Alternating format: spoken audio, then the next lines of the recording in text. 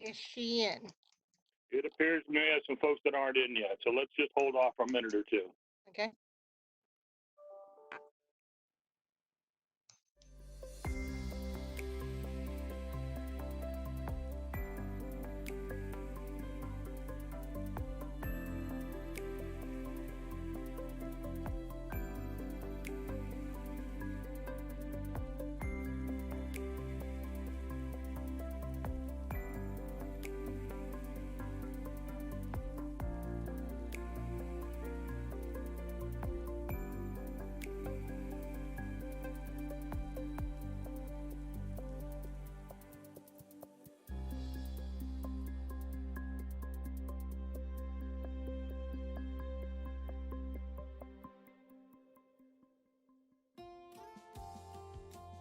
Go ahead.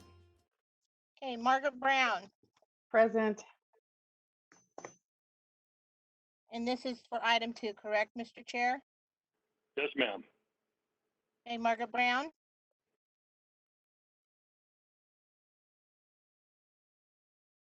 Henry Jones. Here and yes. This is the timed agenda. We're talking about the timed agenda. Yes. Okay. Yes. David Miller. Aye, here and aye. Michelle Mitchell for Irene Ortega. Aye. Ramon Rubalcaba. Aye. Teresa Taylor. Aye. Shonda Wesley. Here and I. Lynn Paquin for Betty Yee. Aye. Actually, Karen Green Ross is here for Betty Yee. Okay, Karen Green Ross for Betty Yee. Here. And Mr. Chair, I had Teresa Taylor making the motion and David Miller seconding it. Yes, ma'am. Okay, I have all ayes for item 2. Thank you.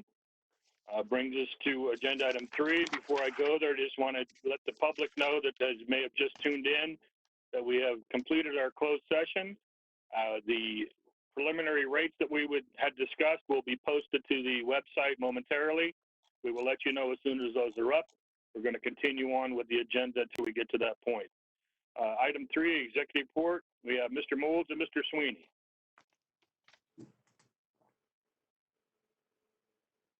Good morning. I got to get me one of those. I want to see where you're flying to today. I thought this was the new norm. I like it. So hopefully you hear me clearly.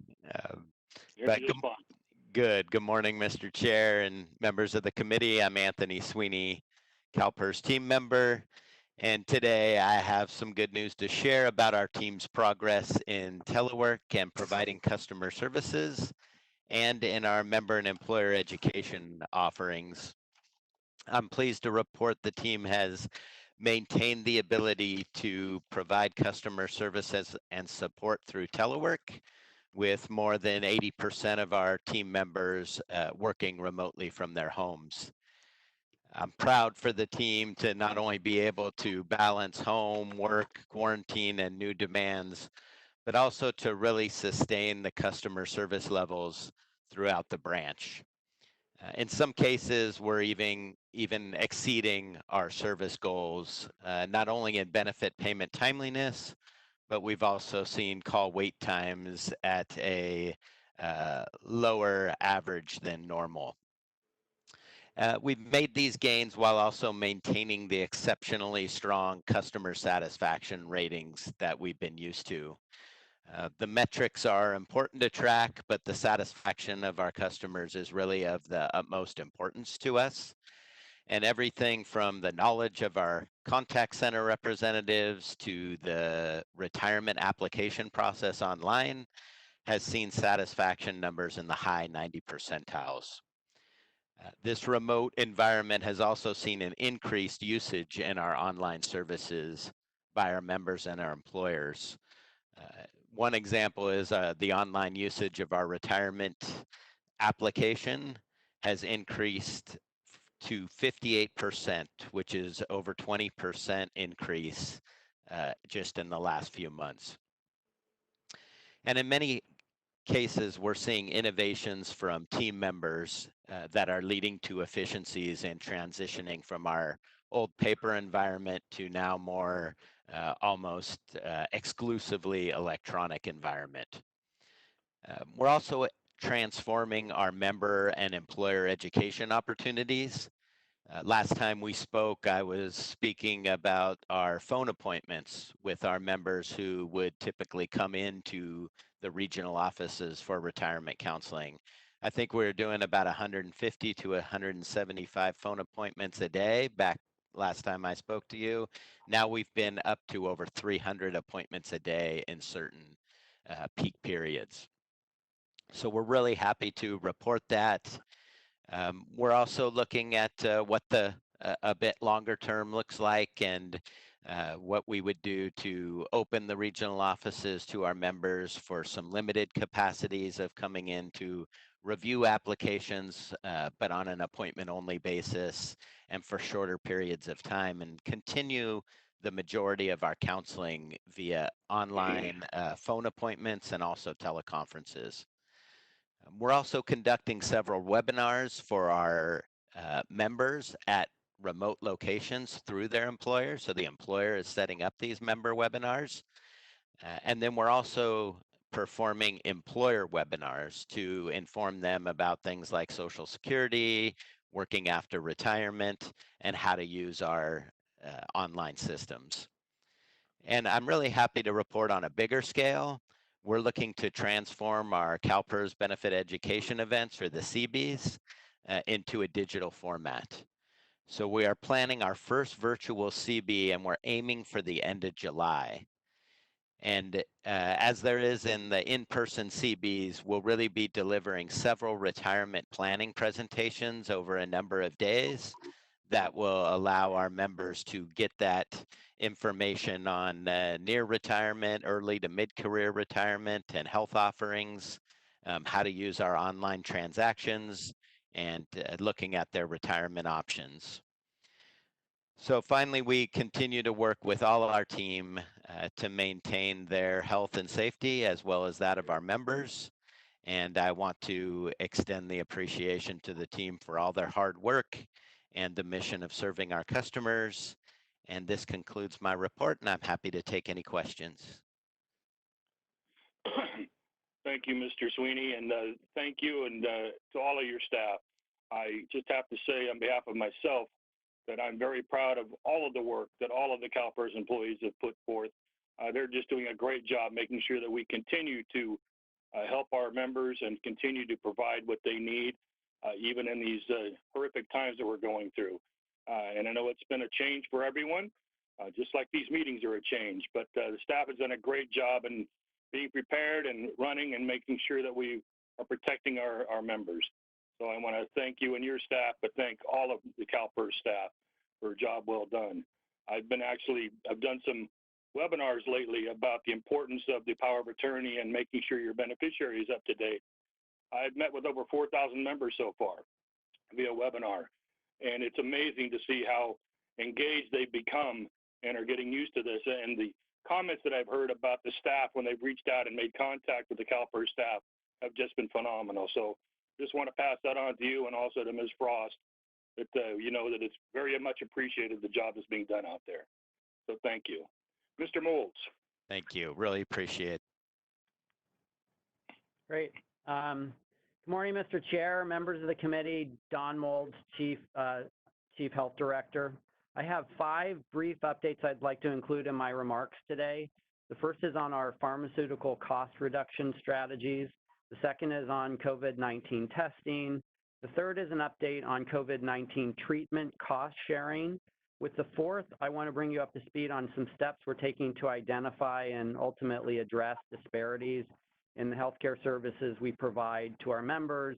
And last, I'll update you on a grant we just received on Friday afternoon. Just to jog your memory, I updated the committee in April on our 2 pharmaceutical cost reduction strategies, reference-based pricing and biosimilars first.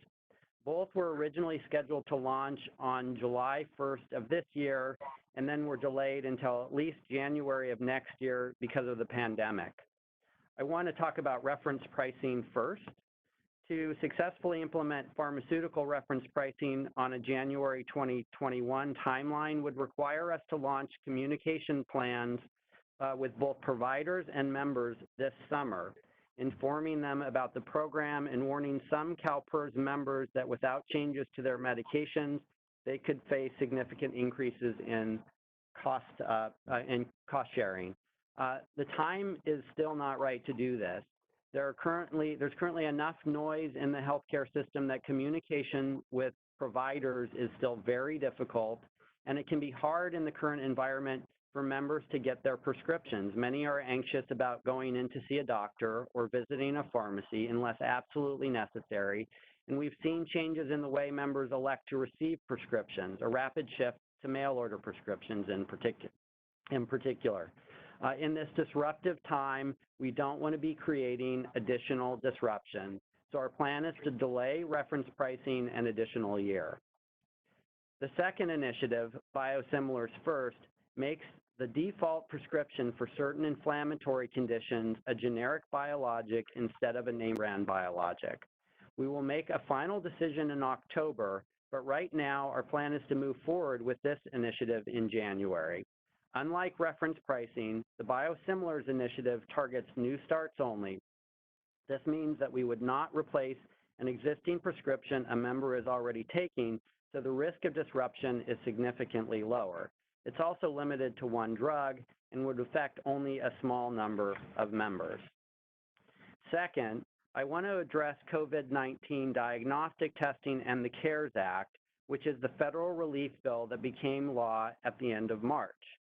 Currently, there is some disagreement about what tests insurance plans must cover.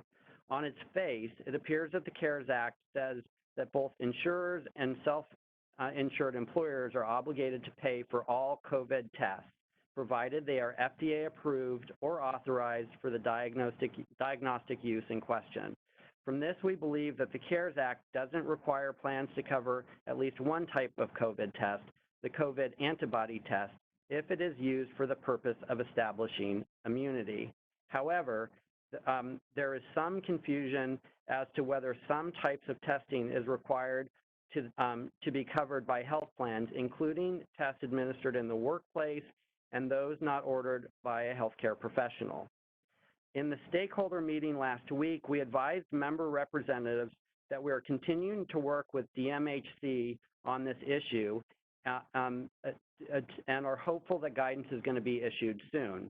In the interim, we recommend members that any of the FDA-approved diagnostic tests for COVID will be covered, provided they are medically necessary. This we interpret broadly to include any test ordered by a medical professional or one of the screening sites that's currently being used for the large drive-through testing centers.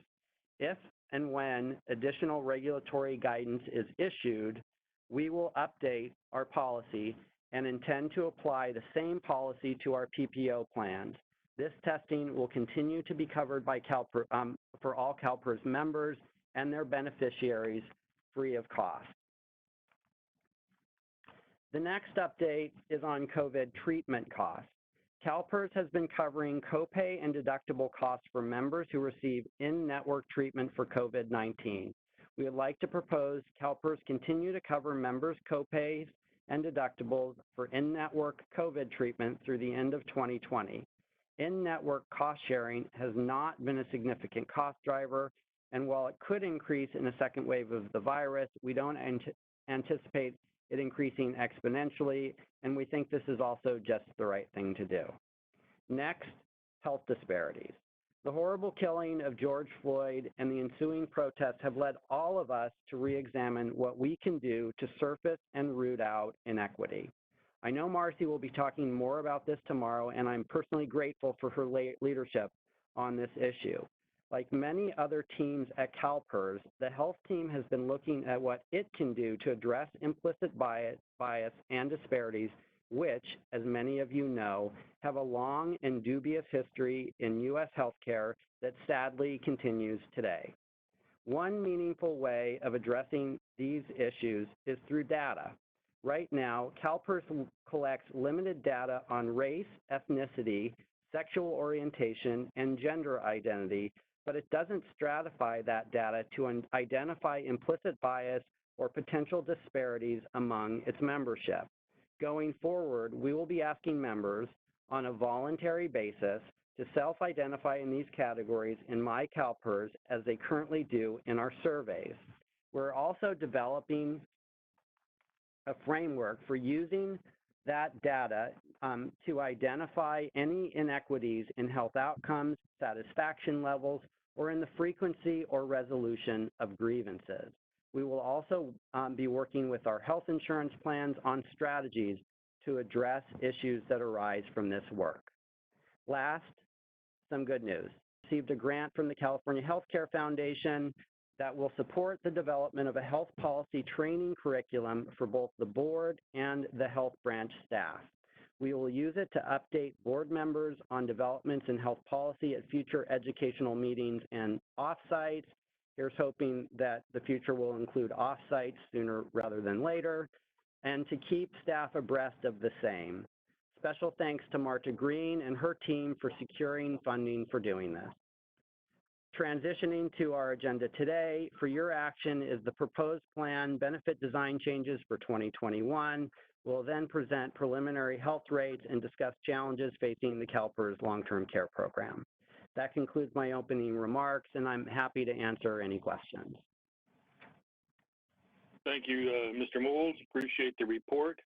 Did you need direction on the part we talked about on the continuing to fund the testing? Chair's direction would be sufficient. Without any objection, that will be the direction of the chair. Before I move on, I've just been informed that the website has been updated with the new information. So if any of our stakeholders wish to look at the website, it is now current. Any questions for Mr. Moulds? Seeing none. All right, very good. We will move on to item 4, the action consent items. This is the approval of the April 21, 2020 Pension Health Benefits Committee meeting minutes. What's the pleasure of the committee? Move it. Second. Been moved by Mr. Jones, seconded by Ms. Brown. Very good. Ms. Hopper, can you please call the roll? Margaret Brown, Aye. Henry Jones,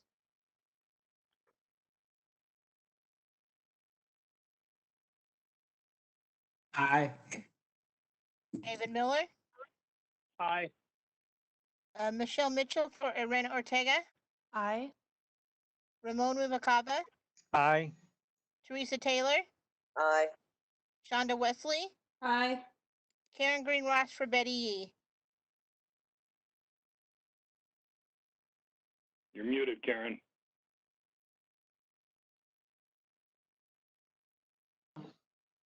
Aye.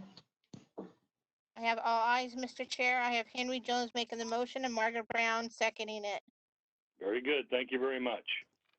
Brings us to agenda item 5, information consent items. Having had no request to remove anything from that item, we move to agenda item 6, the action agenda items, the 2021 new health plan, coverage area changes, the benefit design changes. Mr. Moulds or Ms. Green, who's going first? Ms. Green, I will turn it over to you. Great, thank you. Good afternoon, Mr. Chair and members of the Pension and Health Benefits Committee. Marta Green, CalPERS team member. Item 6A is an action item with several proposals for your consideration: a new Medicare Advantage health plan, coverage area changes, and benefit design enhancements. Next slide, please. The first proposal you have before you is a service area expansion for Blue Shield Trio. Trio is a narrower network, lower cost HMO ACO that was added in 2020 in 6 counties. We're proposing expanding Trio into Santa Barbara, San Luis Obispo, and Ventura counties. This is particularly important in Santa Barbara, where a low-cost HMO option doesn't currently exist. Further, this expansion supports CalPERS' initiative to increase healthcare competition in low-competition areas such as Santa Barbara and San Luis Obispo counties. The CalPERS team recommends approval of the proposed expansion.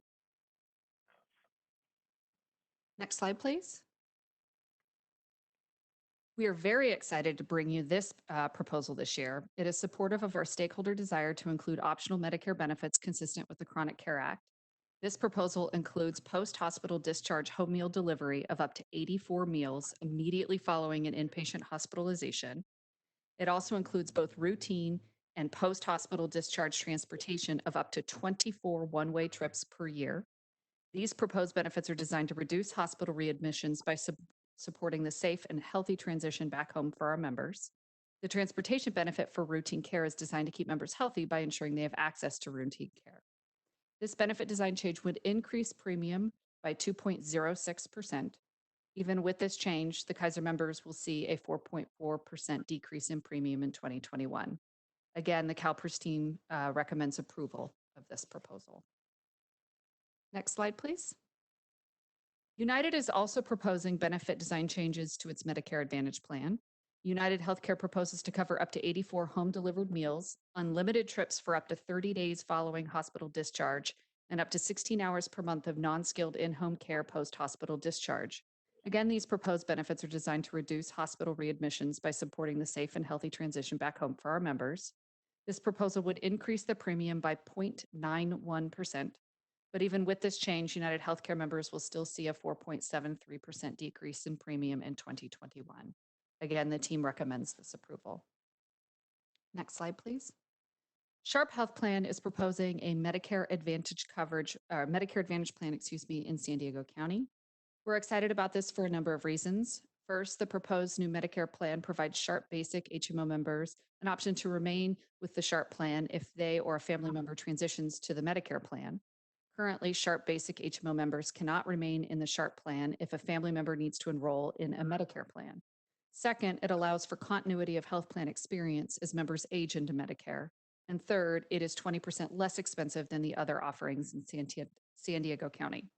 I also want to point out that Sharp is consistently a high-performing health plan in terms of both quality scores and patient satisfaction and is a good partner to CalPERS. The team recommends approval of this proposal. Next slide, please. Anthem Blue Cross Select Medicare Advantage proposal. So the proposed changes here would allow Anthem subscribers who are enrolled in a combination plan an option to choose either Anthem Select or Anthem Traditional to remain in the Anthem plan. As a reminder, a combination plan means at least one family member is in the basic plan, so they're not yet Medicare eligible, and at least one family member is in a Medicare plan. This proposal does not expand Anthem service area. It just provides an option for members in Anthem Select HMO Basic Plan to stay in their plan when one of their Medicare eligible family members puts them into a combination tier plan. I do want to note, however, that there was an error in the printed agenda item. San Diego County was included by error. It is not part of this proposal. If approved, the combo members will see a significant reduction in their premium as evidenced by the chart on the slide.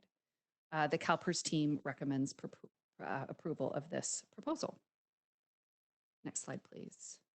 So that concludes our recommended plan changes. We believe that they support CalPERS' objective to provide high quality, affordable health care. Thank you, and I am available for questions. Thank you very much, Ms. Green. These are some great proposals. Thank you very much for all the hard work that went into those.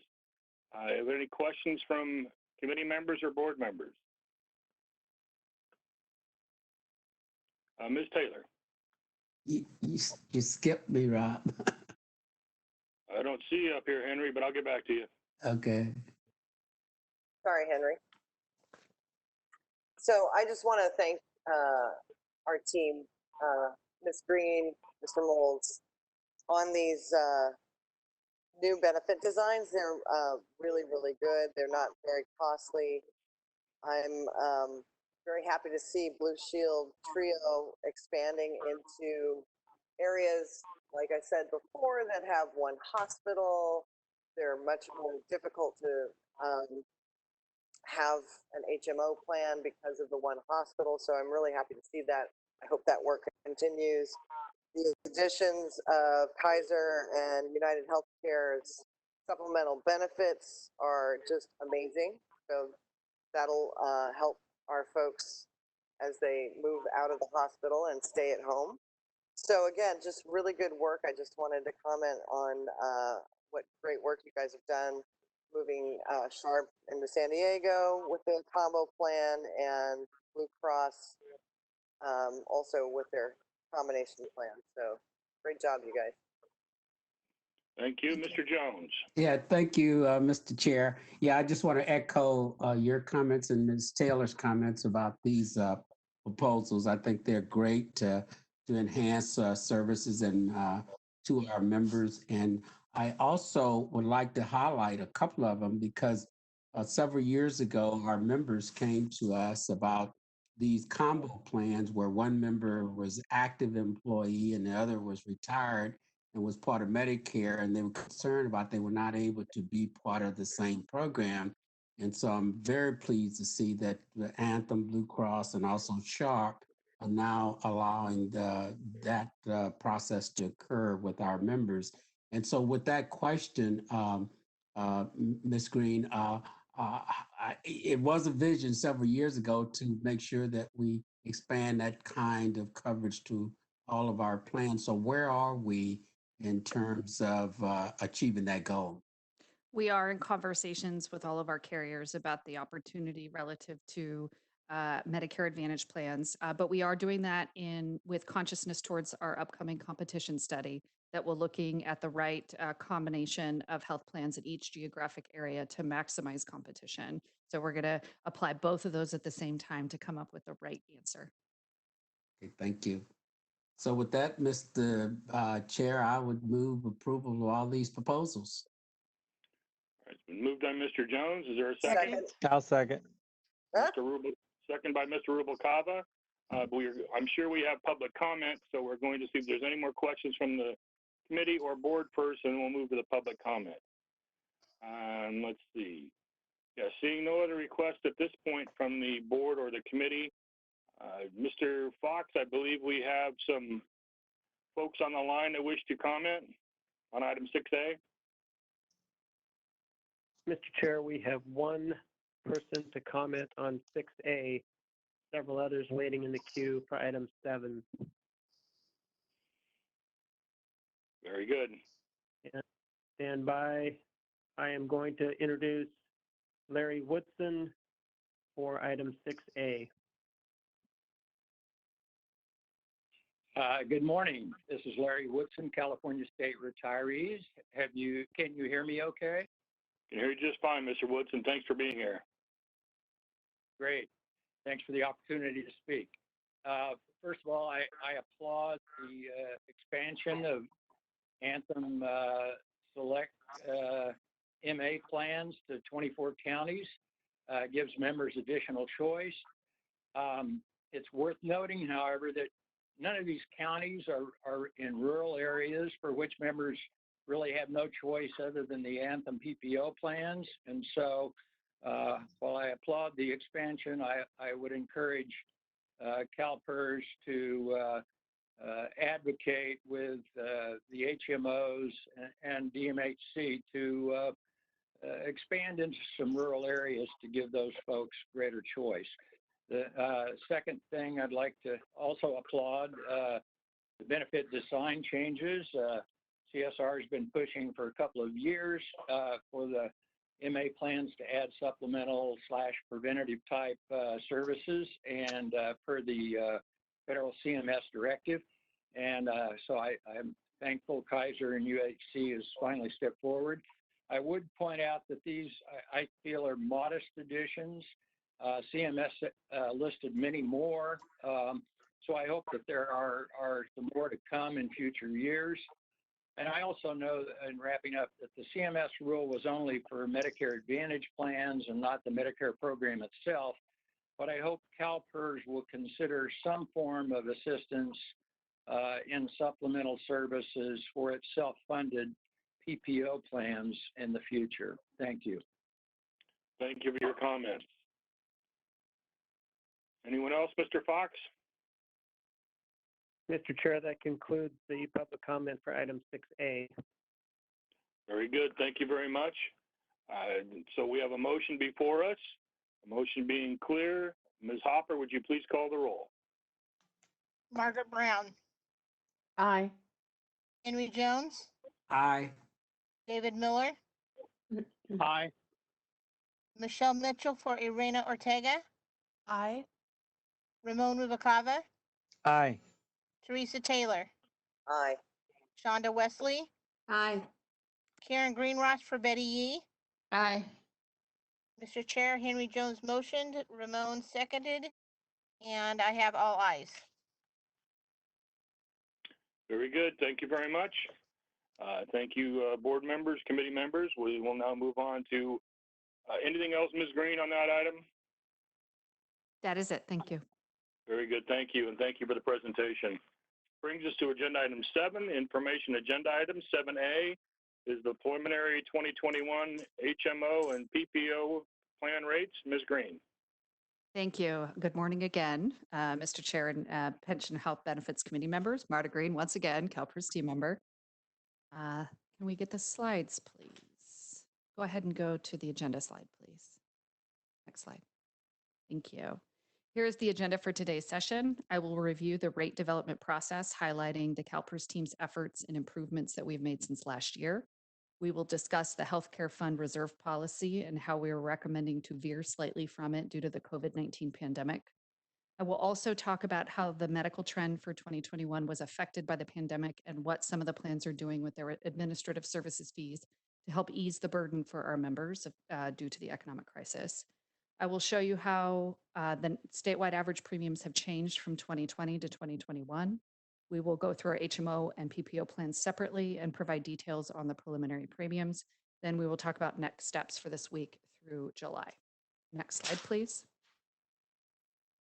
Over the past year, we have made significant and dramatic changes to the rate development process to improve transparency and the factors that contribute to and enhance CalPERS contribute to the rate and enhance CalPERS negotiating position. First and most importantly, CalPERS staff developed our own projected baseline rate for the 2021 plan year using 2019 capitation payments and fee-for-service claims with assumptions regarding unpaid claims liability. To this baseline experience, we applied actuarial assumptions to project the 2021 costs, including utilization trend, unit cost trend, changes in population risk, and geographic risk. This baseline rate is the starting point for all negotiations with the plans, and it gives CalPERS a benchmark against which to compare all of the plans' rate proposals. This puts CalPERS in a much stronger negotiating position. The rate process has become more of a reconciliation between CalPERS numbers and the plan's numbers. In order to be able to make an apples-to-apples comparison of the health plan rate filings, we also created a standardized methodology for the plans to use when they submitted their rate proposals. This methodology separated claims expenses into 29 distinct categories and separated cost drivers into utilization trend and unit cost trend. Once we received the rate filings, we compared each plan's proposal to the baseline rate to determine reasonableness of the proposal. We met individually with each plan in February and continued to meet, albeit virtually, on specific issues with each plan. Finally, in the preliminary rates, you will see before you, we applied healthcare fund adjustments based on our healthcare fund reserve policy with some modifications due to the COVID-19 pandemic that I'll get more into in a moment. Next slide, please. In September of 2018, the board approved a healthcare fund reserve policy. The reserve policy provides thresholds for PPO reserves at an actuarially prudent level and a process to adjust premiums based on those reserves. It also provides a procedure to handle any surplus or deficits in the flex-funded HMO subaccounts. On the next slide, I'll discuss in more specific detail. No, sorry, go back, not yet. I will discuss in more specific detail about how the flex funding program works. As we have discussed previously, COVID-19 has caused fee-for-service claims to decrease as people sheltered in place and didn't seek routine medical care. Because of this delayed and deferred care in the 2020 plan year, the reserve balance in our funds are increasing slightly. As a result, for some plans, we are proposing to use 80% of the excess reserve to offset any costs related to COVID-19 in the 2021 plan year. I will address more on the COVID-19 impacts more on the next slide, and we can actually go to the next slide at this point. Thank you. Before we get into the HMO plans, I want to talk generally about two things: the impact of COVID-19 on our health portfolio and a request we made to our plans to consider reducing their administrative service fees in light of the likely reduction in state worker pay due to the economic crisis. Regarding COVID-19, the month delay in our rate setting calendar gave us, our contracted health plans, and our actuarial firms time to more accurately model the impact of the pandemic on our health portfolio. As I mentioned previously, there are multiple impacts: a reduction in the healthcare costs in 2020 due to delayed and deferred care, an increased cost in 2021 due to delayed care that is being pushed into the 2021 plan year, and an increased cost for the necessary measures to protect patient safety while the COVID pandemic continues. Regarding cost savings in the 2020 plan year, many of you may have read stories about how the delayed and deferred care is causing health plan profits to increase. The good news for CalPERS is the unique structure of our health plan arrangements means that any fee-for-service savings that accrue due to avoided or delayed care by our members will accrue to CalPERS. I will get into this a little bit more, but savings only occur on the fee-for-service portion of our program because capitated payments to providers are continuing to be made and do not result in cost savings. The reason these savings accrue to CalPERS is the way we flex fund much of our health program. In a traditional insurance model, a purchaser like CalPERS pays a premium to its health plans, and the health plans either make or lose money on that premium based on the healthcare cost of the members and how accurate they are in their cost projections. Our flex funded arrangements are different. In these arrangements, we negotiate a flat per member administrative fee in our contracts with the plans, and this fee is set for the term of the 5-year contract with the plan. We then pay the portion of the medical costs that are capitated to the plan and then pay fee-for-service claims directly up to the contracted maximum. If the plan underestimates these claims, the plan pays for any additional costs. However, if fee-for-service costs come in less than expected, CalPERS retains the savings and uses those savings to reduce premiums in subsequent years. What does this mean? It means that health plan profits are pre-negotiated and do not increase as a result of fewer fee-for-service claims. In fact, CalPERS plans have much lower administrative expense and profit levels than typical for the commercial market. Pivoting back to COVID-19, there is no impact to the HMO Medicare Advantage plans and the PPO Medicare supplemental plans since all of the COVID-19 related costs are covered by Medicare. The overall impact of COVID-19 on the 2021 rates came in at a modest 0.57% across the portfolio, but it impacts each plan differently. I'll get more into the differences later, but they largely break on the percentage of services performed on a fee-for-service basis and the population served by each health plan. As I mentioned, the savings due to delayed and deferred care in the 2020 plan year accrue to CalPERS, which means the reserve balances in our fund are increasing. As a result, for some plans, we are proposing using 80% of the excess reserve to offset any costs related to COVID-19 in the 2021 plan year. In addition, we are recommending varying slightly from our PPO reserve policy to use anticipated savings from the 2020 plan year to offset the impact of COVID-19 in our PPO plans. Finally, as a result of the economic crisis we now face and the governor's proposal to reduce state worker pay, in May, we requested that the plans consider a reduction in their administrative services fees. I am pleased to share that several of our carriers, Blue Shield, Sharp, United, and Western Health Advantage, were willing to reduce their administrative fees or make other concessions for 2021 to help offset the potential cutbacks that our members will be facing next year. I'll share more details as we walk through each plan. Next slide, please. So here is the preliminary statewide rated average for our portfolio and for the sections of our portfolio. We believe the overall change in preliminary 2021 premiums, especially given the significant uncertainty created by the pandemic, is very modest. Before the last agenda item vote, the overall weighted average increase stood at 4.3%. Overall, with the inclusion of new plan proposals just approved by the board, the statewide weighted average increase in the portfolio is 4.41% for the 2021 plan year. Of course, some plans are lower and some plans are higher than the average, and this is largely due to the risk and geographic concentration in certain plans. I will speak more specifically about risk and adverse selection as we move through the presentation. Even better, Medicare plans are seeing a reduction, even with the inclusion of the new important benefit design changes. Next slide, please. I'm going to go through each plan separately and discuss each element of the proposed rate and whether it appears to be reasonable based on CalPERS data. We will start with the HMO plans. But first, a caveat about risk concentration.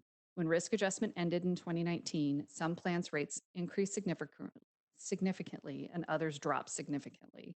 Plans that had more unhealthy lives, i.e. plans with high risk, whose premium was reduced through risk adjustment, had very high increases for 2019.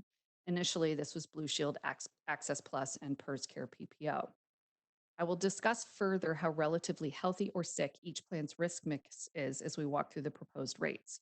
In general, we are seeing further concentration of risk. Plans with an unhealthy risk mix are getting unhealthier, and plans with better than average risk mix are continuing to attract healthy lives.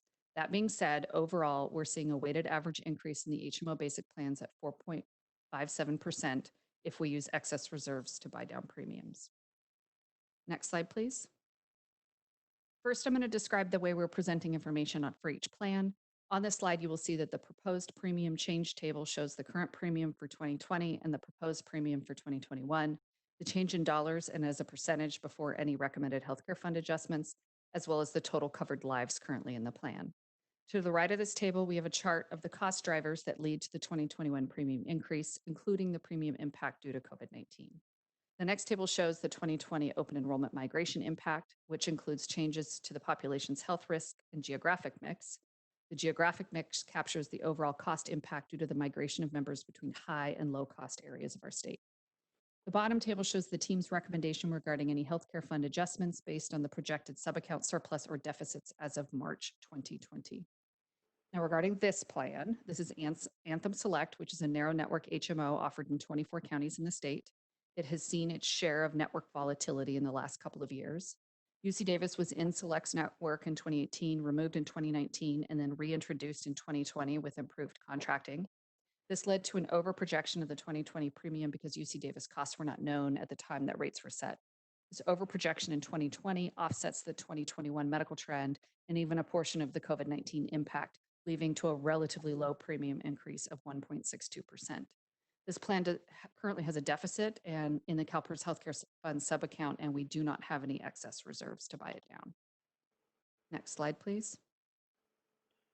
Anthem Traditional is the other HMO plan offered by Anthem. It is a broad network HMO and is offered in many of the high-cost, low-competition areas of our state. Additionally, it has very low enrollment and an unhealthy risk mix, approximately 21% less healthy than the CalPERS basic average risk. Its high cost has driven many healthy members out of this plan and into lower cost alternatives. This migration further exacerbates the negative risk mix, putting this plan in what is often called a death spiral. In addition, based on the claims data we have, Anthem lost approximately $12 million on this product due to an under projection of the 2019 medical costs. Anthem projected a 1.81% COVID impact to the premium. As I mentioned previously, we are making recommendations regarding the usage of any surplus funds in the plan subaccount. This helps to offset any costs related to COVID-19 in 2021. Anthem Traditional, their surplus is approximately $17.9 million. Due to the very high proposed rate increase, we recommend using much of that surplus to offset some of that increase. Therefore, we recommend using 80% of the surplus to adjust the premium from 18.57% to 9.37%. Next slide, please. Blue Shield Access Plus is a broad network HMO offered in 27 counties. As background, the elimination of risk adjustment for the 2019 rate year would have resulted in a significant increase to the premium. To mitigate, the plan exited out of 8 high-cost Bay Area counties. In addition, a $99 million buy-down of the premium was approved by the board that further brought the proposed increase down from 16.7 to 6.2%.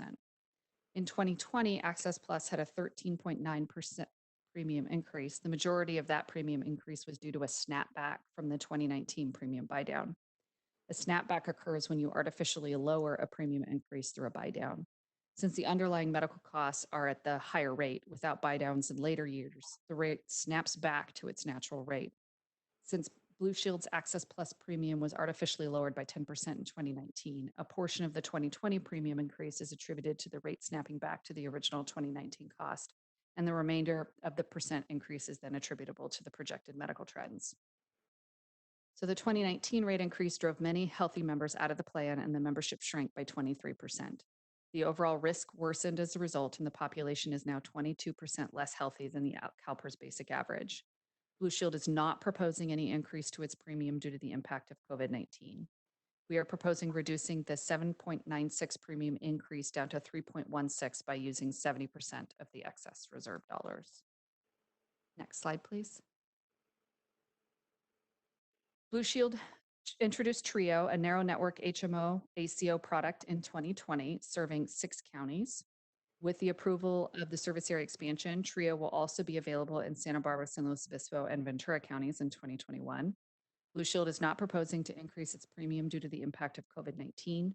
Further, Blue Shield reduced TRIO's proposed rate by an additional 2% to further support state and local employees that are potentially experiencing a salary reduction, which is leading to a modest premium increase of 3.07%.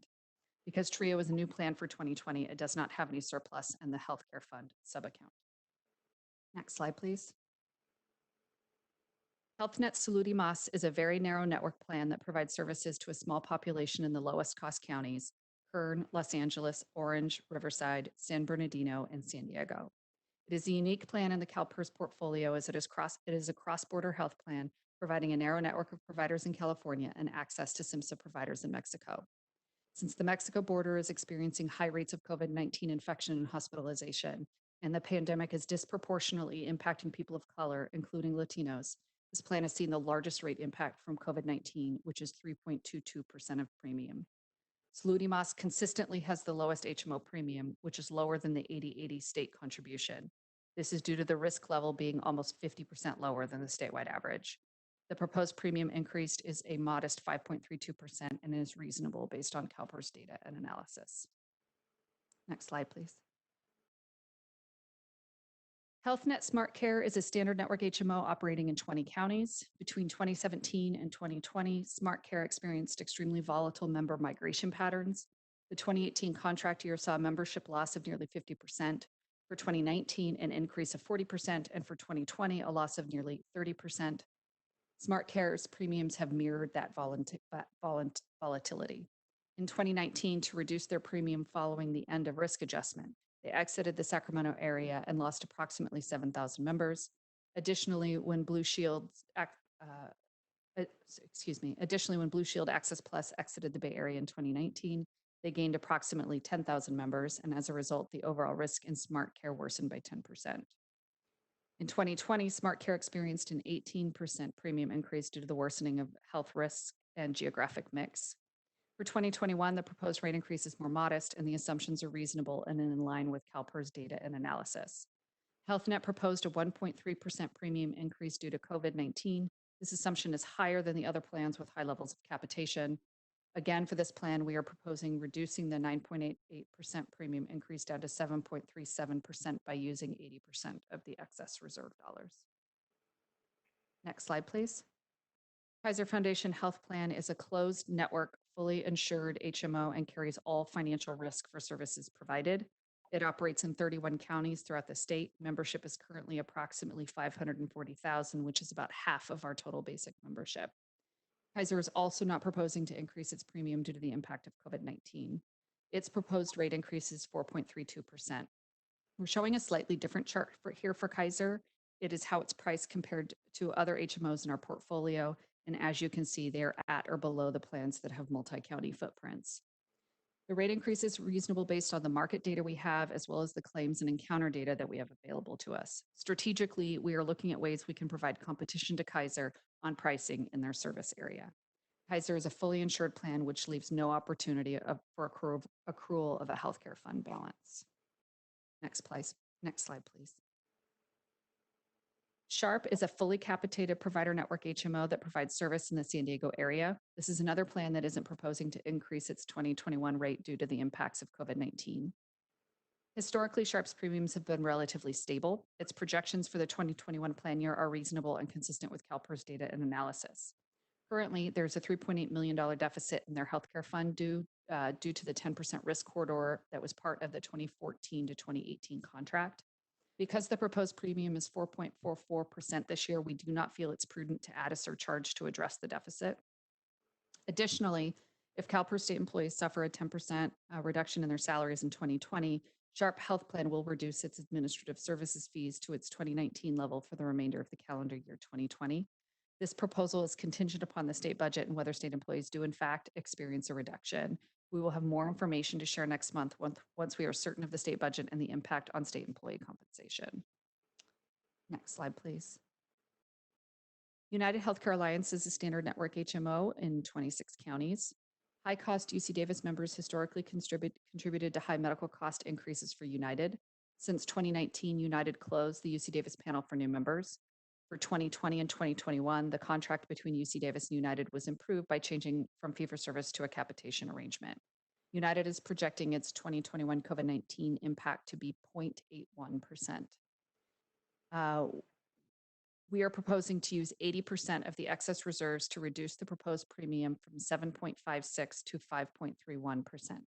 Additionally, United Healthcare is providing a 10% premium credit to CalPERS for the May 2020 administrative services fees.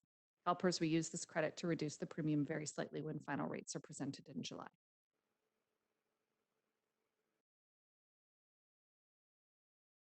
Western Health Advantage is one of CalPERS' smallest plans that was introduced in 2018. It is a fully capitated provider model in the Sacramento area. We believe that the trend is appropriate for this plan and a 3.49% increase is reasonable. Similar to Sharp Health Plan, in the event that the proposed 10% pay cut for state workers goes into effect, Western Health Advantage is agreeable to reducing its administrative services fees for 2020. We will be discussing further with the plan once the state budget is enacted and have a final impact of any reduction on final rates in July. This is the last of the basic plans I'm going to cover before I switch to Medicare. Next slide, please. Mr. Fechner, I think Ms. Taylor had a question.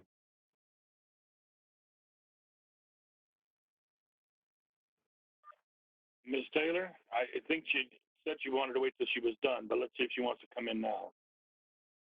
I can come in now because I am commenting on these rather than the Medicare. So, so I just wanted to congratulate staff. I think this is the most in-depth look at our healthcare rates that staff has brought to us in some years, and I really appreciate the work you guys did. I know you had to change the a little bit of the way you did the work from previous years. So I'm really appreciative of that, and also of including the COVID impact.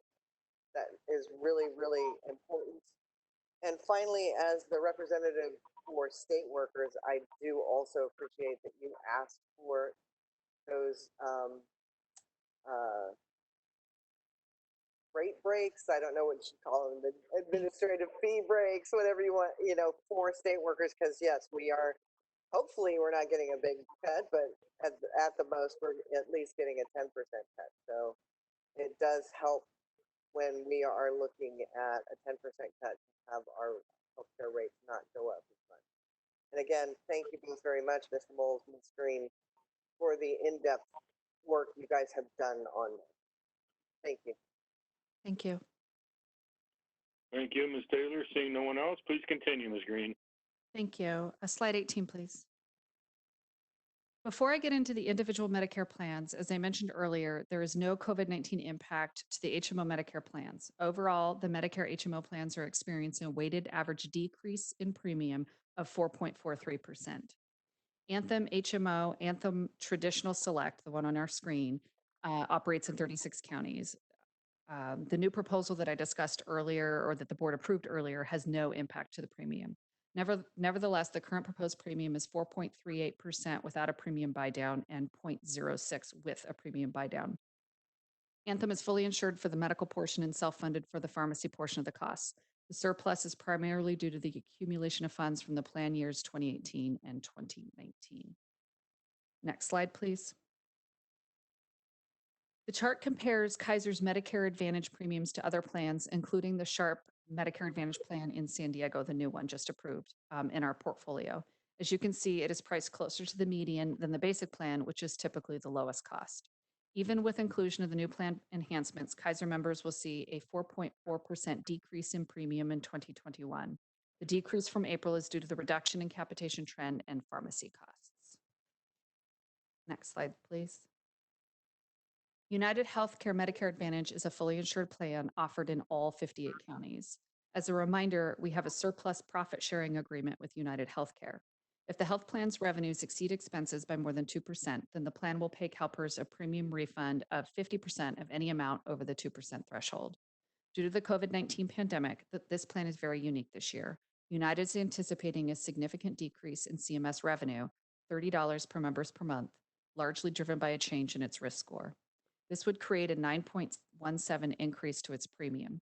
However, United is offering to offset this by using the first 2% of profits. So this is the portion that they make before the profit sharing kicks in the 2020 plan year, bringing the net impact of the decrease in CMS revenue to zero.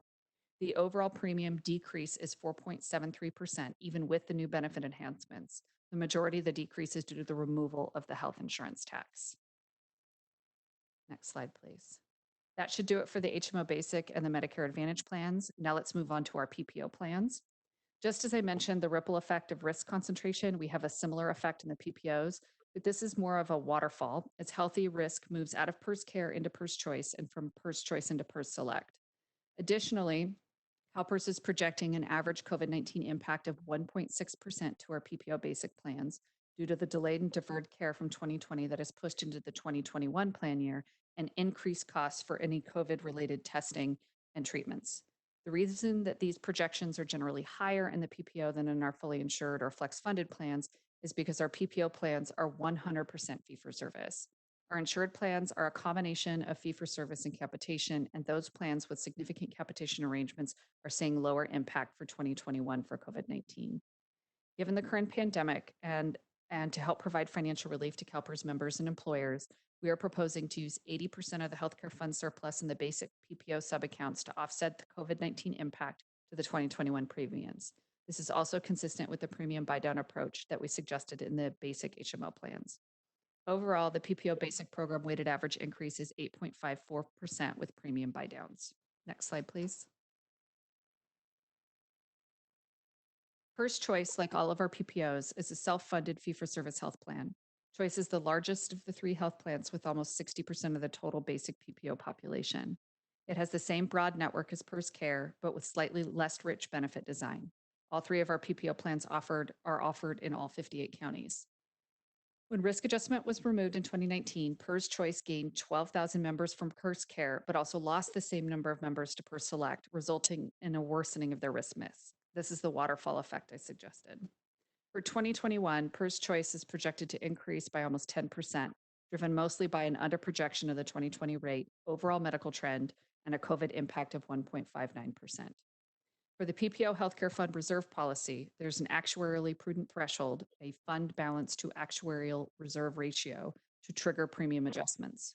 As a reminder, when the ratio falls below 90%, this triggers consideration for a premium surcharge, and similarly, when the ratio exceeds 110%, this triggers a consideration for a premium reduction. The current PERS Choice falls at 109%. In order to provide financial relief to CalPERS members and employers during the pandemic, we are proposing to veer slightly from the policy by using 80% of the healthcare fund surplus in basic choice subaccounts to offset the COVID-19 costs. That would bring the prudent reserve threshold to 102%, so still above 100%. With the premium buy down, the proposed rate is 7.91% increase over 2020. Next slide, please. PERS Select is the narrow network PPO that has the same basic benefits as PERS Choice with some value-based insurance design elements. PERS Select members are some of the healthiest in the basic program, more than 30% healthier than the statewide average, which has led to its low premiums. However, its 2020 rate was underprojected, and that, combined with its medical trend and COVID impact of 1.62%, has led to an increase of just over 8%. As a reminder, this is the plan that saw a 25% rate decrease 2 years ago when risk adjustment ended. Similar to PERS Choice, current PERS Select fund balance to actuarial reserve ratio falls at 107%. We are proposing varying from that policy by using 80% of the healthcare fund surplus in basic subaccount to offset the COVID-19 costs. This would bring the prudent reserve threshold down to 101%. With the premium buy down, the proposed rate is 7.14% increase over 2020. Next slide, please. PERS Care Basic Plan has the sickest population among the entire basic program. On average, the PERS Care population is 60% sicker than the overall basic population. The discontinuation of risk adjustment would have caused the 2019 PERS Care premium increase by more than 40%. To help mitigate the high premium increase for PERS Care members, the board approved a premium buy down of $50 million in May of 2018, As part of the reserve policy, CalPERS reduced the risk-based capital reserve from 300% to 250%, which freed up additional excess reserves. The 2020 rate development process, the team recommended the use of $44 million to buy down the premium for 2020. Without the buy down, the 2020 premium would have increased by 21%. Most of the increase to the 2021 premium is due to the snapback, which I've already described, to the 2020 buy down. Following the same premium buy down approach for basic PERS choice and PERS select, we are recommending using 80% of the PERS care surplus to reduce the 19.23 rate increase to 12.32%. This would bring PERS care's actuarial prudent threshold to 106%. Next slide, please. Before I jump into the individual Medicare supplement plans, overall, the weighted average change across the plans is a 0.65% decrease with buy downs. In 2019, CalPERS used 18 million, the combined value of the PPO Medicare subaccounts, to buy down all three Medicare PPO premiums by 3%. The 2020 premium for all three PPO Medicare plans decreased by 2.5%, which was mainly due to the improvements in pharmacy rebates and the 2020 Employer Group Waiver Plan, or EGWIP, subsidy projections. The 2021 premium is projected to increase by 8.16% for PERS Choice and Select. Applying the reserve policy, the premium change is adjusted down to a 0.41% decrease. Next slide, please. This is essentially the same story as PERS Choice Select. The 2021 premium for PERS Care is projected to increase by 7.8%. Based on the reserve policy, the projected premium change is adjusted down to a 0.92% decrease. Next slide, please. So for next steps, we'll continue to monitor healthcare trends and claims data through July, but we do not expect any significant changes. Any proposed changes will require substantial data from the health plans to support. We are sending the preliminary rates to our colleagues in the administration and the legislature today. We will consider all input from stakeholders as we prepare to present the final rates for 2021 during the July offsite. And that concludes my presentation, and I'm happy to take any questions you have at this time. Thank you very much. Thank you for a great presentation. Mr. Rubalcaba. Thank you, Mr. Chair. Great presentation, Martha and Don. I appreciate all the work you have done. I particularly appreciate that you explained how the flex funded arrangements, because the fee for service and how we accrue the savings from the COVID deferred and delayed care. So that's a good thing. And the other part is how we've created the baseline so you can keep the carrier's proposals honest and ensure they're reasonable and justified. You made a comment how you don't expect a lot of change between now and July. Can you please explain why you do not expect a big change in the premium? Is the premiums as they're presented today are based on all of the claims data we have to date, as well as the claims data that we know is coming. And so for a change to occur, we would need to see a significant change in what we already have in front of us. And we don't believe that we're going to see a significant change in the claims data. We think we have a pretty solid understanding of the patterns that we've seen to date. It could happen, but we would need to actually see that healthcare costs are changing significantly in order to justify any additional increases or decreases. How many months of claims data do you base your baseline and the rates are projected on? And how much do you expect just one additional month of claims to come in? Yeah, about an additional month. So the claims lag is about 45 days. So what we have right now typically is about the costs that are occurred 45 days ago. But we do have a line of sight on those claims that have not yet arrived. It's called the incurred but not yet received, the IBNR. And what it is we have an understanding of what healthcare services have performed, but then the claims are not yet received. It's not an exact number, but it's a good way to monitor on a more real-time basis the claims that are coming in. And so that in partnership with our actuarial firm and looking at healthcare patterns throughout the state, we believe we have a pretty good line of sight on where healthcare claims are coming in during the shelter in place period, as well as now as we're beginning to open up. Now, I'm very grateful for your answer. And I came from an environment where everything was fully insured, and I always thought it was risky to do anything else. But I appreciate with the depth of the staff and your resources how it has paid off for CalPERS. So thank you for that. Thank you. And your leadership, Don. Thank you. Thank you, Chair. Thank you, Mr. Rubalcaba. Any other questions? I'm not seeing any yet.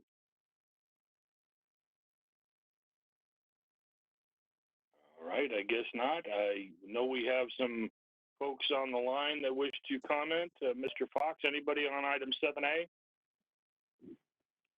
Mr. Chair, yes, we have two public commenters for item 7A. First, we have Mr. Tim Behrens.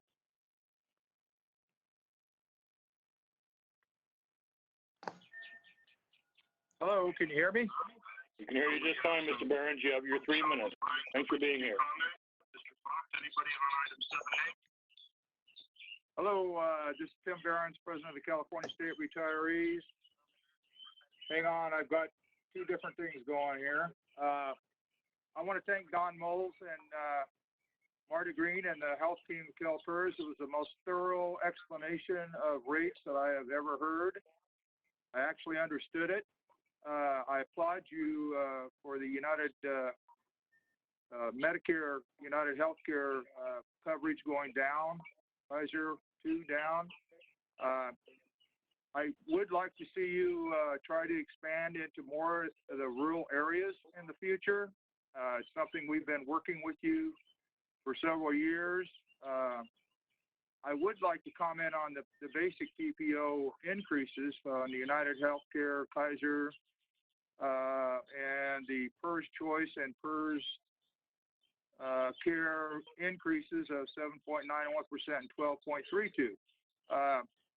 I don't know if you said it, I didn't hear it.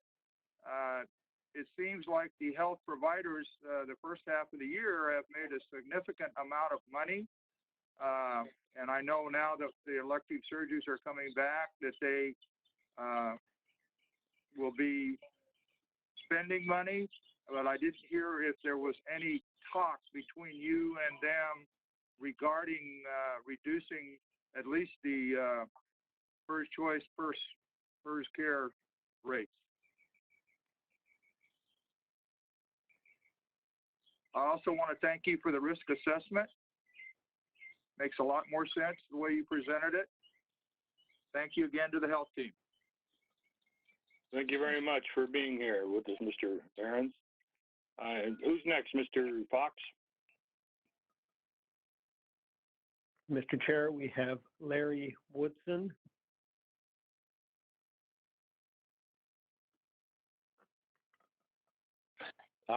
Good morning again, Larry Woodson, California State Retirees. Can you hear me okay? I hear you just fine, Mr. Woodson. Thank you.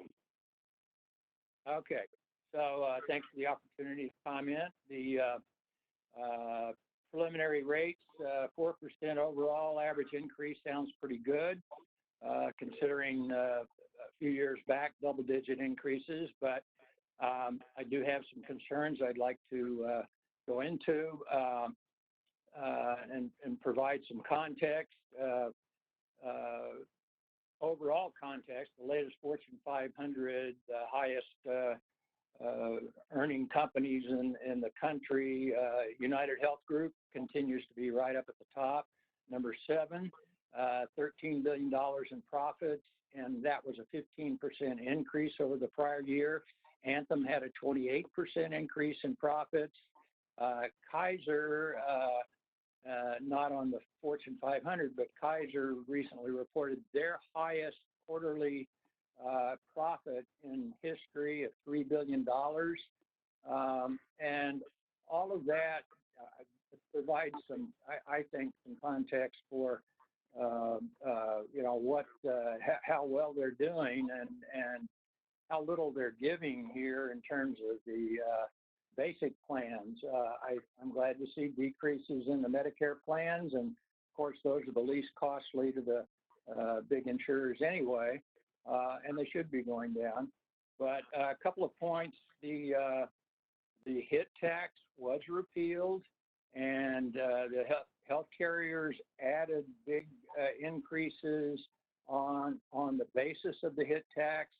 UHC announced that 6% of their 9% increase last year was due to the HIT tax. Well, that should be going back down to the same proportion. The other thing is that a little more on Tim's, what he mentioned, the elective procedures were suspended, and United Healthcare CEO announced that a large portion of their record $5 billion quarterly profit was due to the freezing of the elective procedures. That's no longer, that doesn't seem to be well accounted for here. And so I'd like to suggest that the board ask the staff to go back and look at the basic plan increases, because I do feel that some of them are still unreasonable. Also with the PERS choice, select, and care. Same principles apply there with the the elective procedures being suspended. And the last thing is we did not get the COVID table that Marta presented, and I would ask that the staff put that online as well so we can look at the impacts of COVID. Thank you for the opportunity to comment. Thank you, Mr. Woodson. We'll make sure that those slides are attached. Anybody else? Mr. Fox? Mr. Chairman, that concludes comments on item 7A. Very good. I see one more comment from Mr. Rubalcaba. Thank you, Mr. Chair. Ms. Green, I forgot to mention, I thought that was a very sobering presentation on the PPOs, but I'm looking forward, and so I want to thank you and Rob for the PPO study that's underway, and we're looking forward to the update in September. Thank you very much. Thank you, Mr. Chair. Thank you.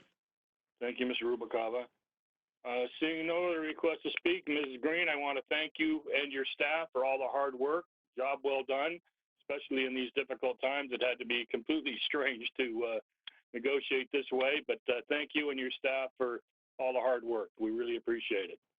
Thank you, Mr. Chair. And moves us on to item 7B, the long-term care. Mr. Moulds, Mr. Toronto, who's first? So I'm actually delivering this. Scott is available for questions. Let me start by also thanking Ms. Green and her team for a terrific job on rates. I am deeply grateful for all of their work and for their presence at CalPERS. Mr. Chair, members of the committee, Don Moulds, CalPERS Chief Health Director. Today, I'm going to be updating you on 2 challenges facing the CalPERS long-term care program. I'll also be suggesting a temporary action while we work to address those challenges. As I stated at the end of my opening comments at the April board meeting, CalPERS is facing the potential need to adjust actuarial assumptions in the model it uses to project future costs and to reduce the discount rate for the long-term care fund in light of recent returns of fixed income investments, which is the long-term care fund's primary holding. Such changes would, unfortunately, require significant premium increases. It's important to emphasize that the long-term care fund and its discount rate are totally separate from the CalPERS pension fund. We are exploring multiple options that may allow us to mitigate the size of the rate increase, but some increase in rates will, in all likelihood, be necessary. We recognize that this is an exceedingly difficult time to be having this discussion. The world continues to face the COVID-19 pandemic and as a result, deep economic downturn. And we are responding to multiple systemic issues facing the entire long-term care sector. That we are contemplating significant rate increases is only because there are no other viable alternatives. CalPERS is currently in the midst of a thorough process evaluating alternatives. My team is working closely with the investment and actuarial team to do everything possible to minimize the financial impact on the women and men who have purchased and are relying on CalPERS long-term care coverage now and in the future. We expect to make a final recommendation this fall, and we will be proactively communicating with policyholders and stakeholders in the meantime. Throughout, we will be transparent and keep you informed. I will add that the soonest rate increases would take effect would be July of 2021. By way of background, the long-term care program was authorized by the California legislature in 1991, and at their direction, CalPERS began offering policy coverage in 1995. Today, there are approximately 118,000 policyholders. Long-term care insurance is designed to fund in-home care, assisted living, and nursing facilities. It fills a critical gap, helping pay for services that are not covered by private health insurance, Medicare, or Medi-Cal. Long-term care benefits are funded through a combination of the pooled premiums that are invested and produce returns. Long-term care premiums are paid into the CalPERS Long-Term Care Fund. As I said before, the Long-Term Care Investment Fund is independent and separate from the CalPERS Pension Trust Fund. As I previously noted, we're facing significant challenges that threaten the sustainability of our long-term care program. Most are not unique to CalPERS. At one point, more than 100 insurers offered long-term care coverage. All but a few have stopped selling it because of the high costs associated with ensuring plans are financially sound. There are several underlying factors, but chief among them is underpricing due to a general lack of understanding in the early 1990s of what was then a new insurance offering. Plans have also had lower than expected investment returns. CalPERS faces unique constraints that limit what it can do to address the need for rate increases. Traditional insurance companies have had the option to take write-offs to earnings on more profitable lines of business or to otherwise offset rate increases with proceeds from other lines. In other cases, traditional insurers have experienced program insolvencies and resulting liquidations. None of these are options for CalPERS. These and other factors have caused the situation we are now facing. It is in both CalPERS and our policyholders' best interest to address these difficult choices and take action. Our goal is to protect policyholders by preserving their coverage and ensuring the program's long-term sustainability. Without adjustments, the Long-Term Care Insurance Fund will face a significant shortfall. And if we delay taking this action, policyholders will face even greater rate increases in the future. Before I walk you through a calendar of the next 13 months, I want to talk about a second challenge facing our long-term care program, COVID-19. Right now, the COVID pandemic is affecting every aspect of long-term care. As you know, a disproportionate number of COVID deaths have taken place in long-term care facilities. A recent New York Times analysis reported that 40% of U.S. COVID deaths have occurred in them. The Centers for Medicare and Medicaid Services have put out recommendations in light of the elevated risk, and in order to protect their residents, nursing homes and assisted living facilities have had to dramatically alter the way in which they deliver long-term care, closing facilities to outside visitors, ending congregate meals and most recreational activities, and limiting their intake of new residents. Nursing homes and assisted living facilities have also had to implement extensive and costly new safety protocols. Last week, the Wall Street Journal reported that nationwide nursing home residency is down by over 100,000. Because nursing homes in particular are often independently owned businesses that operate on tight margins, some experts expect the supply of nursing homes could decrease in the future. Home care has also faced challenges. National sources have reported decreased demand, which is threatening viability of some home care agencies. We're just starting to understand the way in which COVID is and will affect the CalPERS long-term care program. Already, our third-party administrator has had to change the way it conducts eligibility determinations by significantly reducing its use of in-person assessments, for example. We also know that the protective steps long-term care facilities are needing to take to safeguard residents are going to affect costs, and that any changes to the supply of long-term care services could affect costs. As the experience of receiving long-term care services changes, we also anticipate that the preferences of our policyholders about long-term care settings will change. So too will the regulatory environment, which could include new rules and regulations on care and facilities that impact the cost of care, the availability of care, and how care is received. All of these changes are going to affect the financial exposure of the long-term care fund, not to mention what policyholders want and expect out of the CalPERS long-term care program.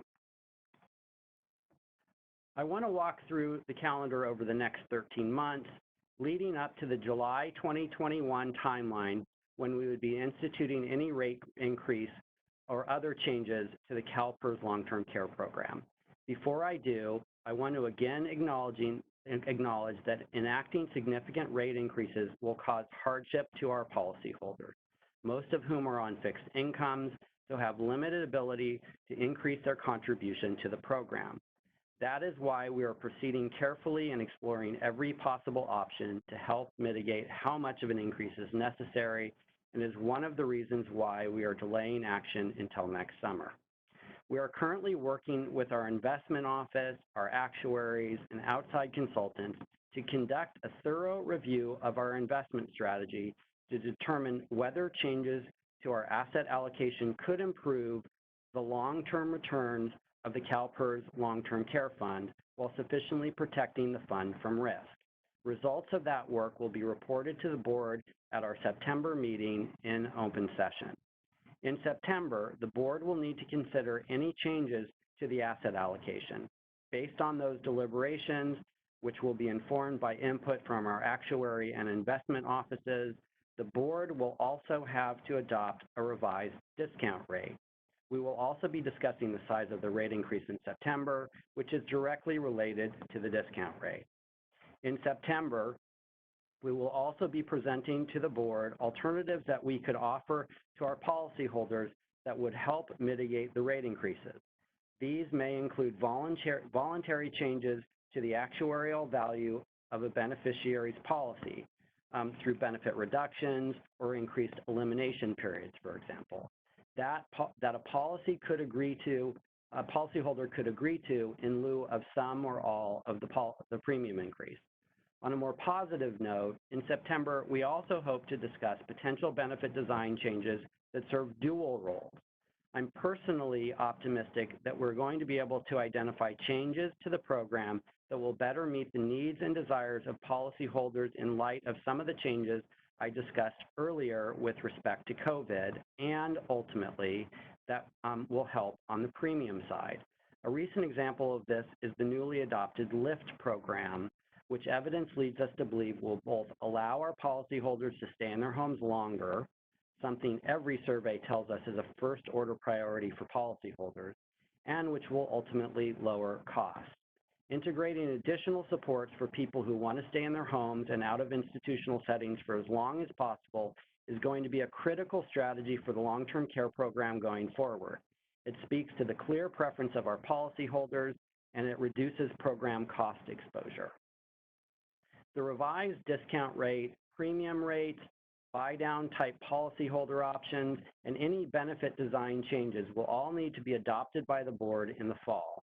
Ideally, that will take place in September, but it will need to take place by the November board meeting at the very latest. Once that happens, we will notice our policyholders of the forthcoming changes and work with our third-party administrator to calculate the revised cost under the terms of each policy. The CalPERS long-term care program has several different policy blocks, and within each of those blocks, policyholders have chosen different benefits. So, rate increases and buy-down type options will price differently depending on the specifics of each individual policy. Starting in July 2021, the new rates for the policies will start going into effect. Throughout this effort, we also pledge to communicate with stakeholders about our progress and any new developments. To that end, there will be a standing long-term care agenda item at either our monthly meeting with the retiree representatives or our pre-board stakeholder meeting throughout this process. Before concluding, I want to bring one other item to the board for consideration. In light of the uncertainty I discussed earlier, due to COVID and other challenges facing long-term care and our program, I'm recommending that we suspend the sale of new policies during this time of transition. uncertainty about the future costs associated with long-term care, as well as potential changes to our own program, make it impossible for us to price new policies appropriately right now. We ask the chair's direction regarding our recommendation to suspend the program to new enrollees temporarily. That concludes my presentation, and I'm available to answer any questions. Thank you. Thank you, Mr. Molds, for a great report. And without any objection from other committee members, I think it just makes sense to grant that we put this on hold for now, any new members coming in, until we can figure out where we're actually headed. So that will be the direction of the chair. Any questions for Mr. Molds on this item?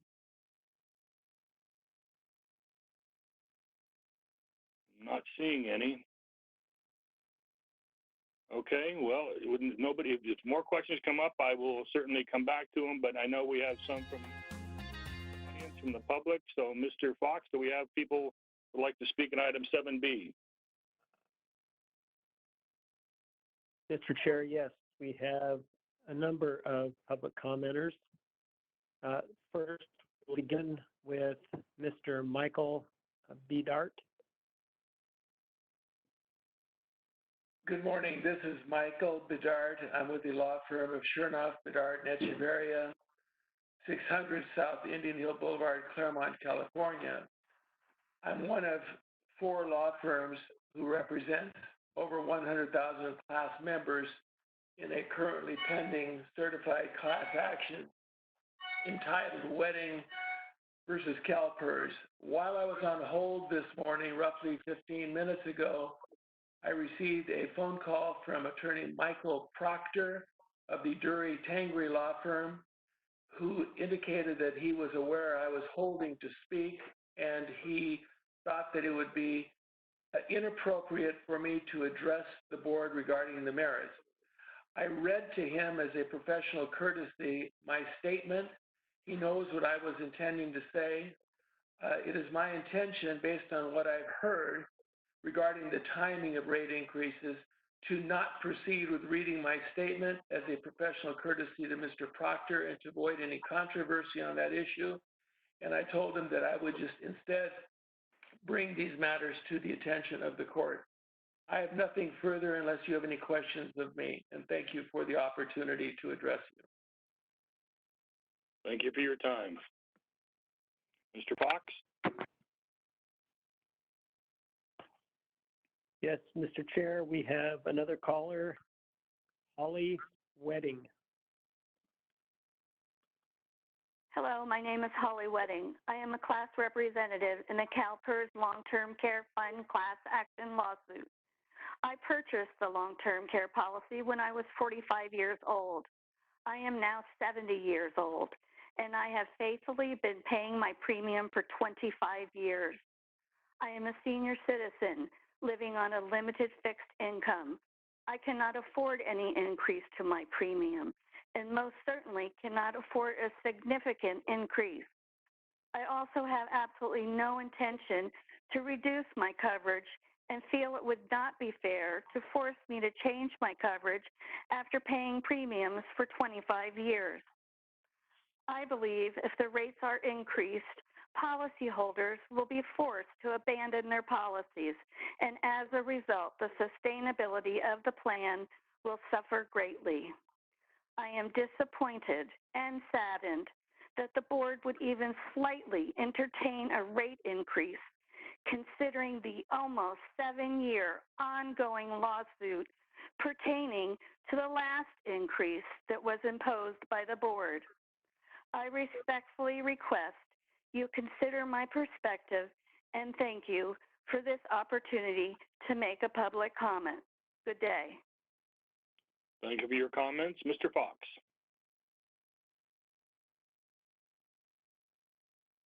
Mr. Chair, the next public commenter is Eileen Lodija.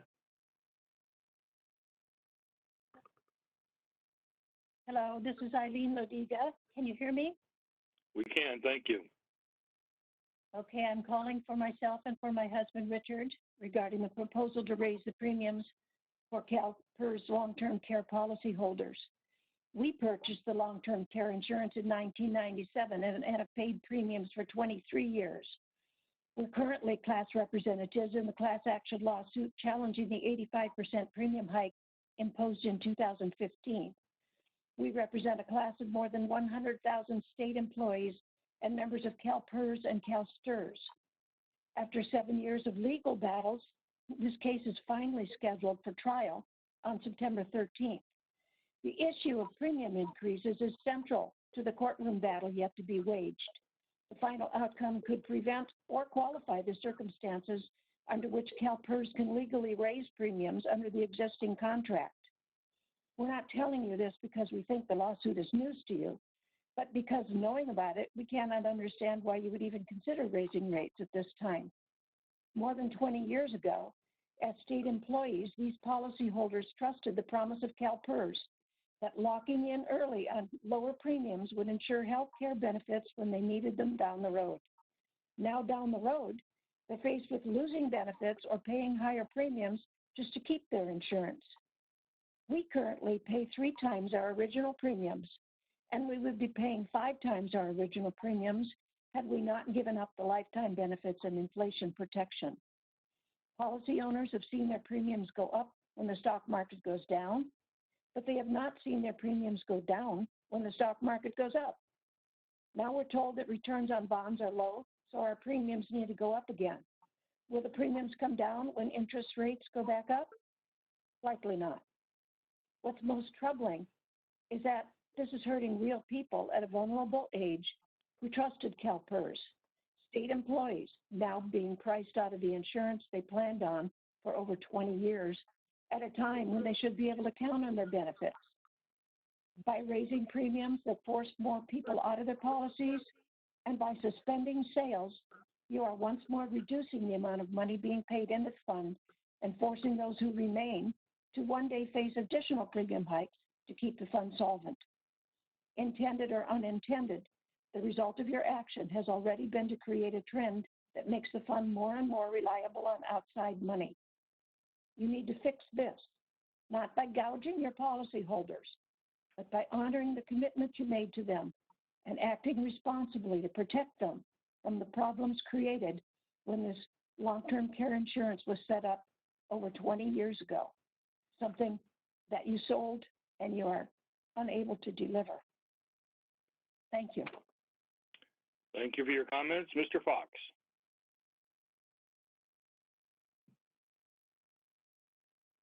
Mr. Chair, the next caller is Andrea Kuhn Clark.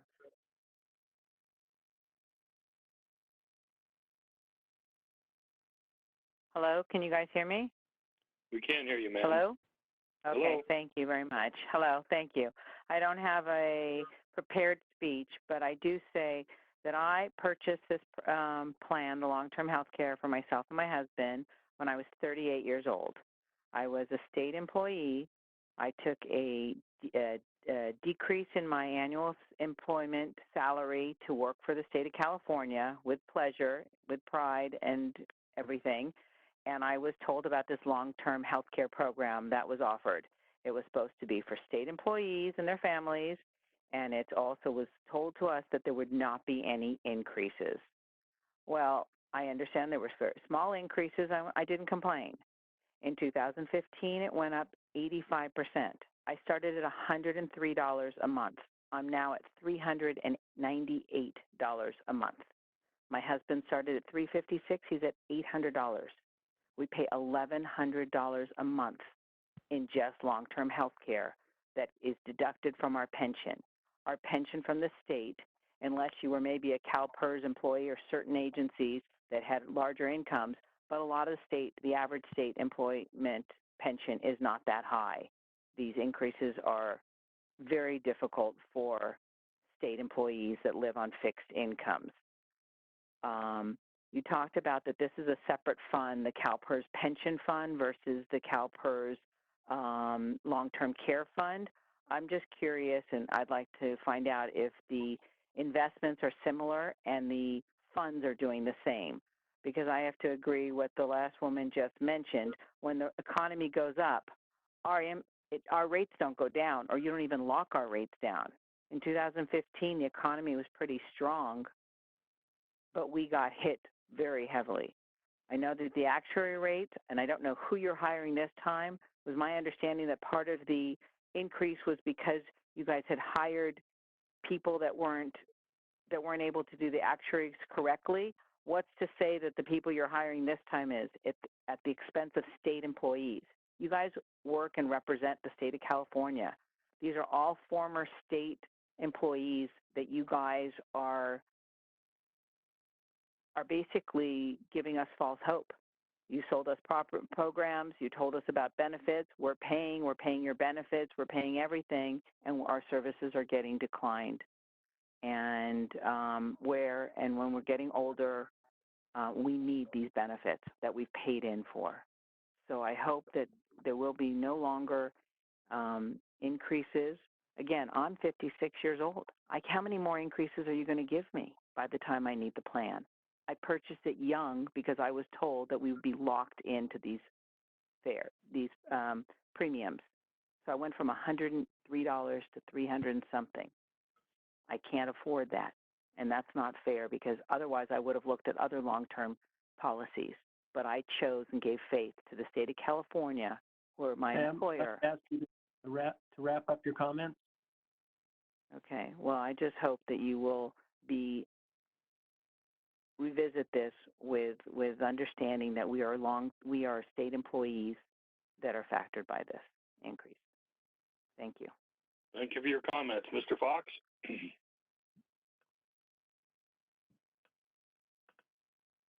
Mr. Chair, the next caller is Pat Pringle.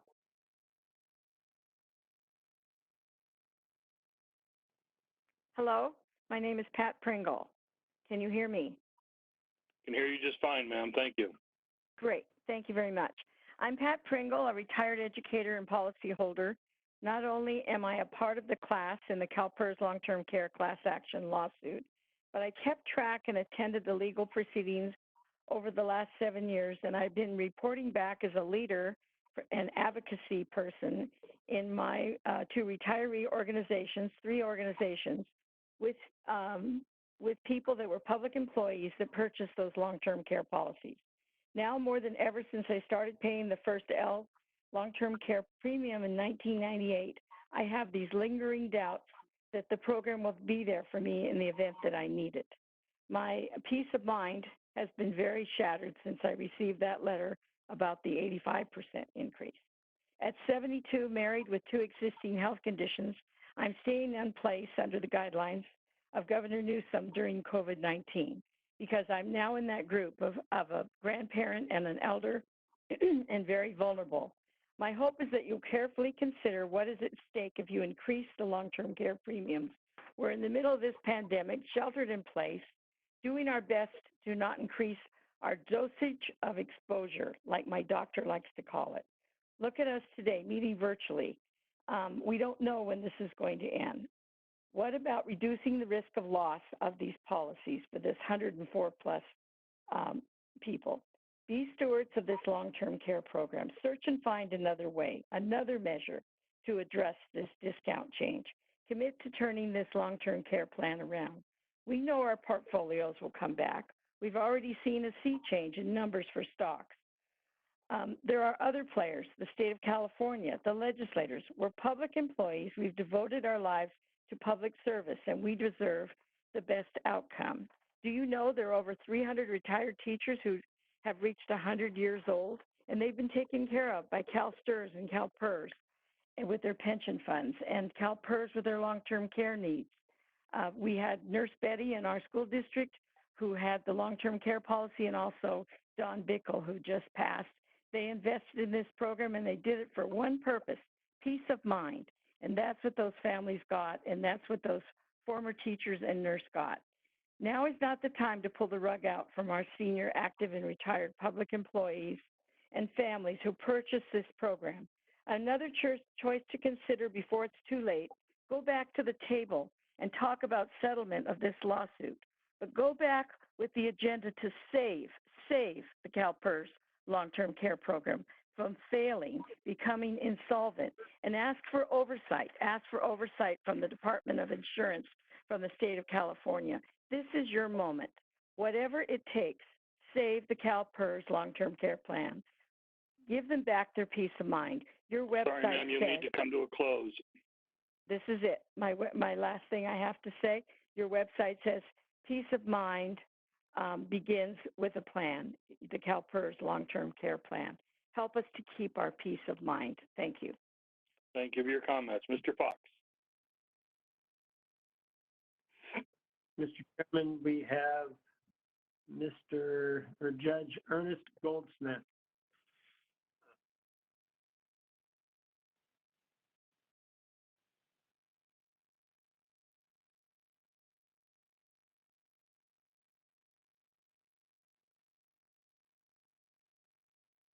Mr. Goldsmith, are you there?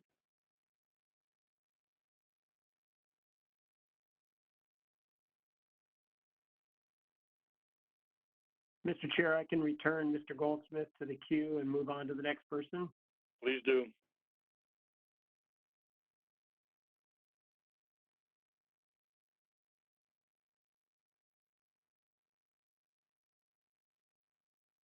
All right, Mr. Chair, we have Steve Kawai. Hi, this is Steve Kawai. I've spoken in the past about long-term care. I'm I guess Ann Stoswell called me a member of the class way before the class action lawsuit.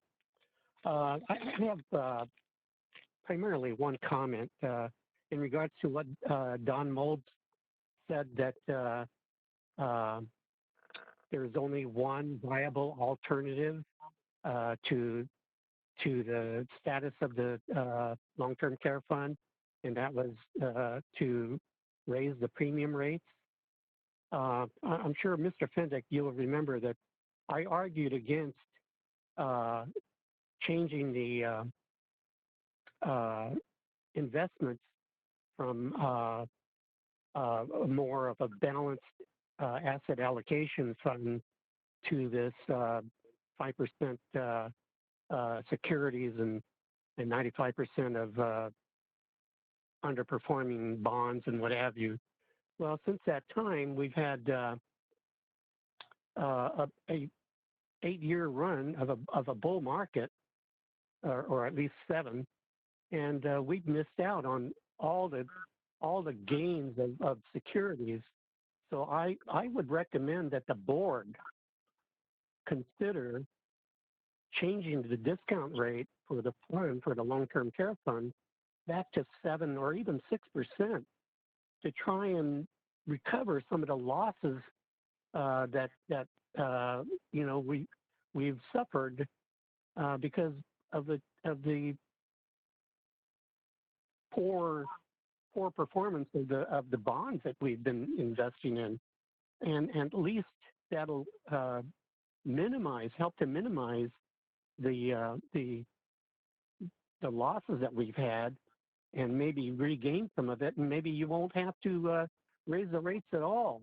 But I do believe that raising the premiums at this time kind of not only flies in the face of the pending court action, but I wouldn't be surprised if the legislature and the governor gets involved and possibly considers removing the plenary authority that the CalPERS has, not only over the long-term care fund, but other programs within CalPERS purview. So I wish that you folks would sit down and consider changing your investment strategy for the long-term care fund, because all it's doing is making a bad situation worse.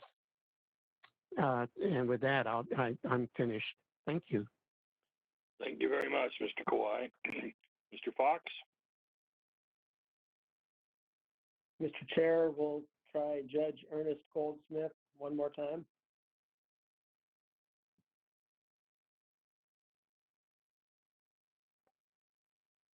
Hello, can you hear me? It's Judge Goldsmith. Yes, we can hear you, sir. Okay. First of all, I've been a member since and my wife since 1997. We've paid our premiums in. This plan was aggressively marketed to us as a CalPERS entity with the advantage of stable rates, and other plans by the salespeople were deprecated because of the premium stability that we would enjoy with this as a CalPERS entity. Second, the optics of raising the rates is simply this, that you are attempting to cause elderly insureds to leave the plan due to higher rates. That will discourage new members. And I take issue with Dr. Mold's plan to suspend new policy sales because that would just mean less income. Third, I know of no legal reason why the plan cannot borrow from CalPERS. And I think this should, if it needs money, it could borrow it. CalPERS lends money at interest to hedge funds and to all sorts of institutions, and LTC could borrow from the CalPERS pension fund. Fourth, there have been a series of bad investments over many years. I recommend that that long-term care obtain outside objective review of investments.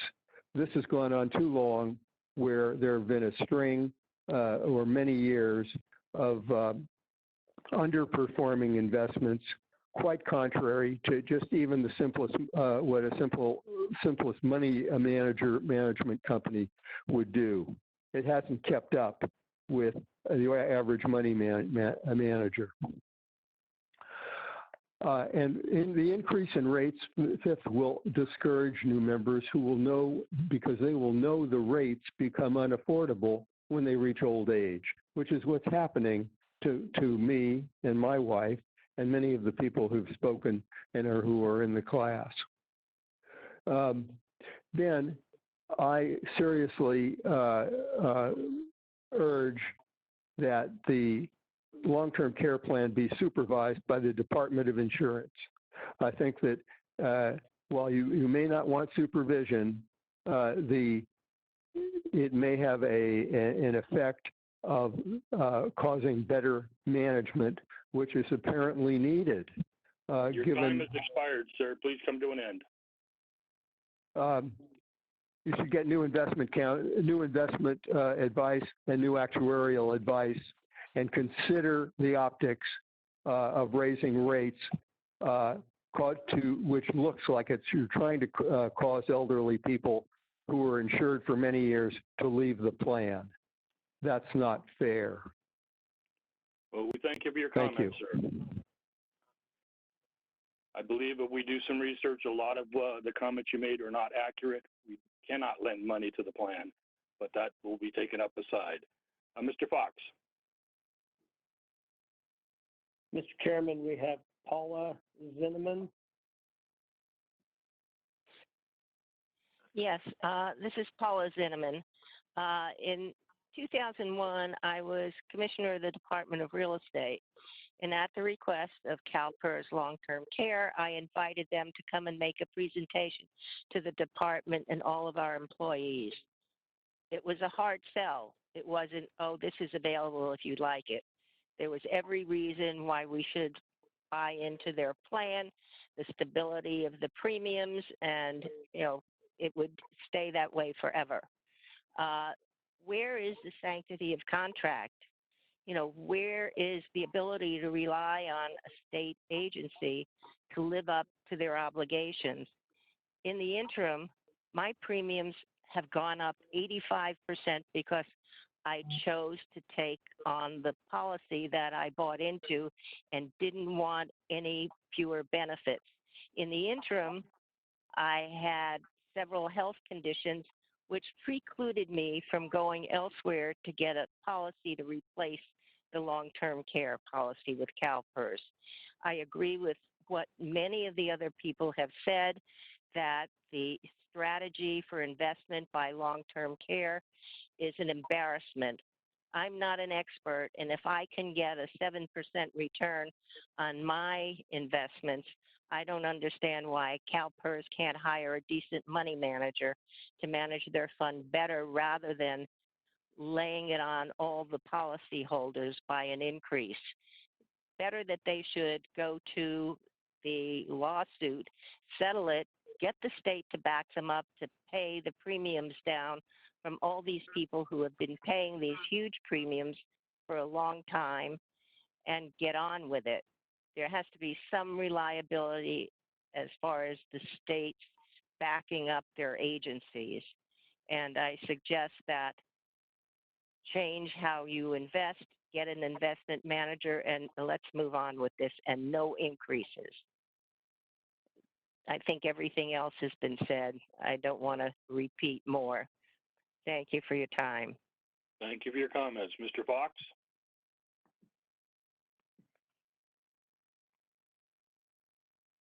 Mr. Chairman, we have two more callers. Next, we have Kimberly Granger. Kimberly Granger. Hi, this is Kimberly Granger. Can you hear me? We can hear you. Thank you. Thank you. I am the daughter of Holly Wedding, one of the named class representatives in the case against CalPERS. I wanted to speak with you today about the rate increase that CalPERS is proposing to place upon senior citizens such as my mother. My mother, as she previously stated, bought this policy when she was age 45, which coincidentally is the age that I am right now. My mother bought this policy to ensure that her needs for long-term care would not cause a financial burden upon me. I am so proud of her and that she had the forethought at that age to purchase this policy and appreciated the love that she had for me in taking care of her possible future long-term care needs.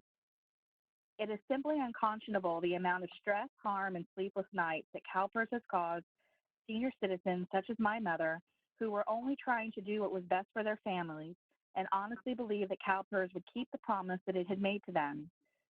I feel that it looks like you're taking advantage of people who honorably and loyally serve the state of California as public servants. You are causing this retirees unnecessary stress during a time that should be the prime years of their retirement. Many of the senior citizens, such as my mother, are on fixed incomes and are going to be unable to afford any significant increase to their premiums. So my mother is going to have to be forced to make a decision, pay for the increase and try to cut out additional necessary expenses on her fixed income, or give up the benefits that she's been paying for 25 years.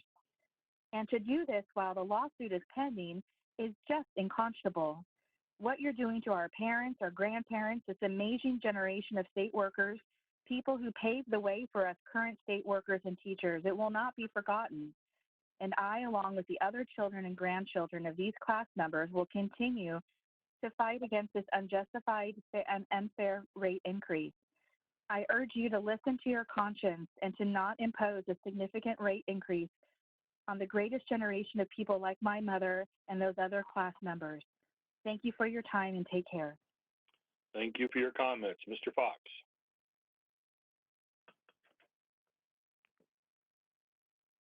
Mr. Chair, the final commenter on this agenda item, Larry Woodson.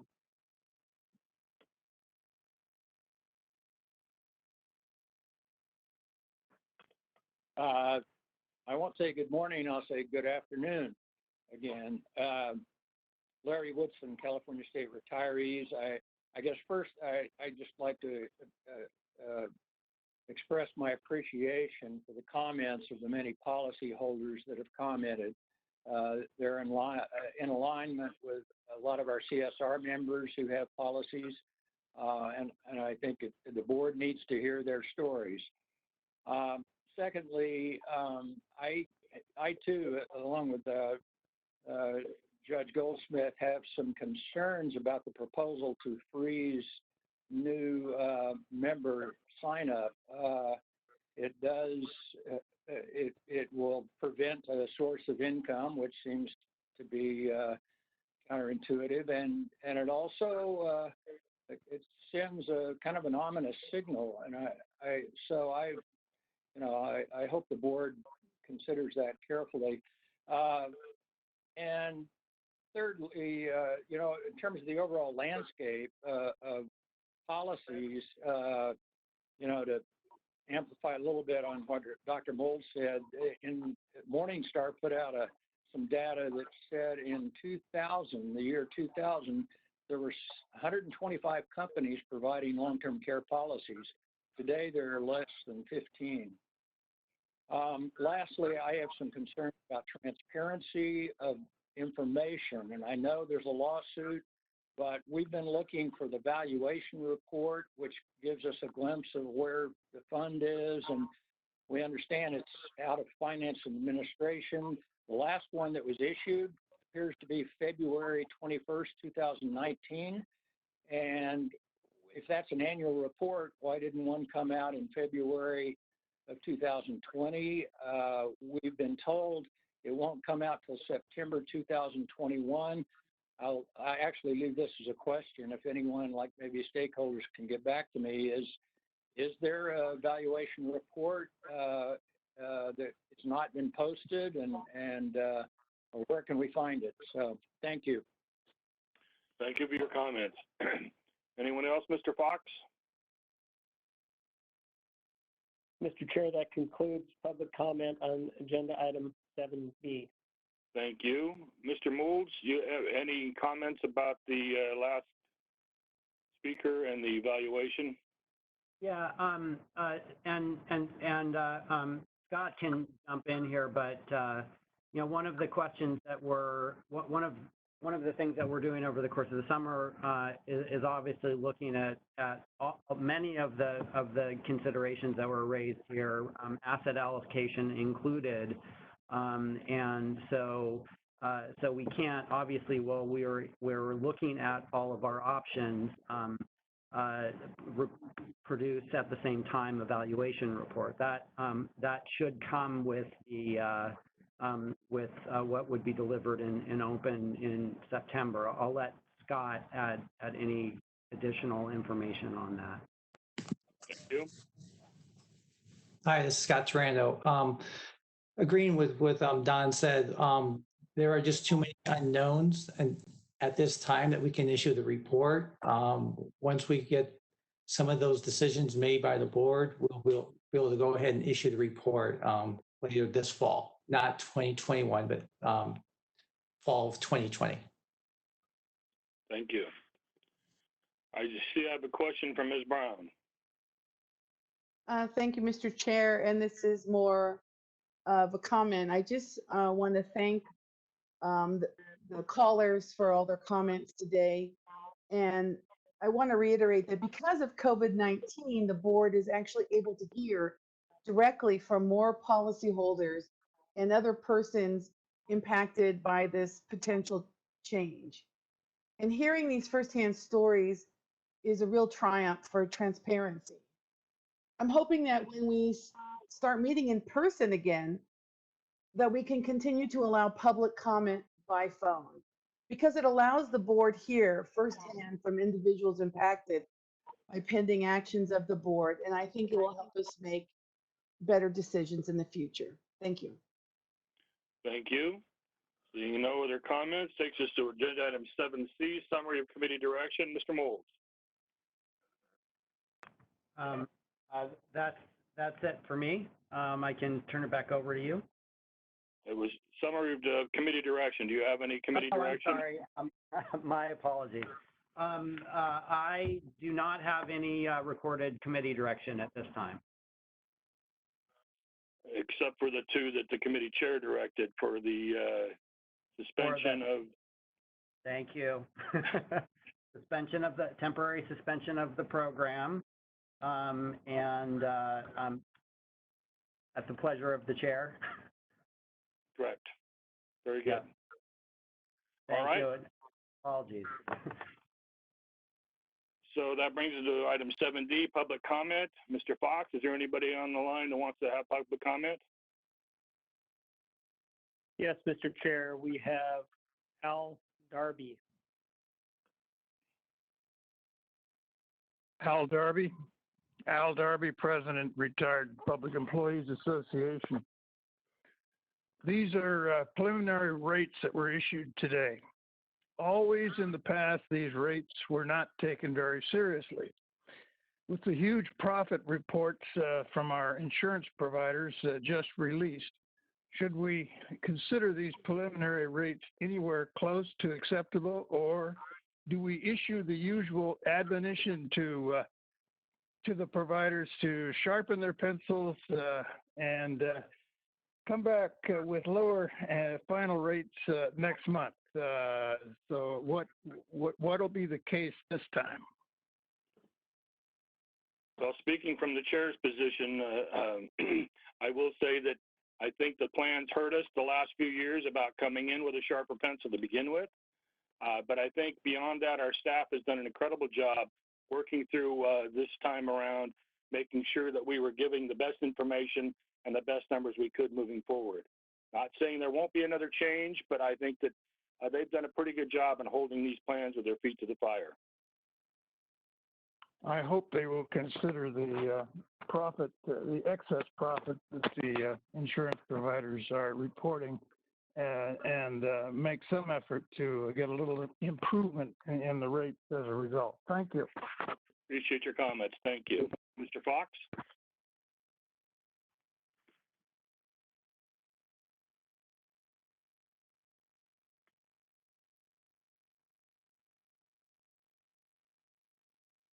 Mr. Fox, do you have anybody else on the line? Mr. Fontaine. Good afternoon. This is Jerry Fontaine, California State Retirees.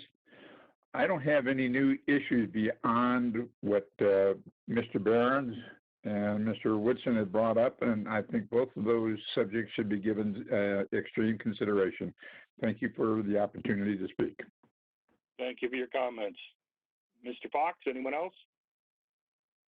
Mr. Chairman, that concludes our public comment section for this committee. Very good. Thank you. That brings us to the end of our agenda. So we will be adjourning this meeting. Performance and compensation and talent management will begin at, let's say, 2 o'clock. That gives everybody a nice break for lunch. So we will reconvene the performance compensation talent management at 2 p.m. This concludes the Pension and Health Benefits Committee, and thank you all for being here today and for your participation. We'll see you later.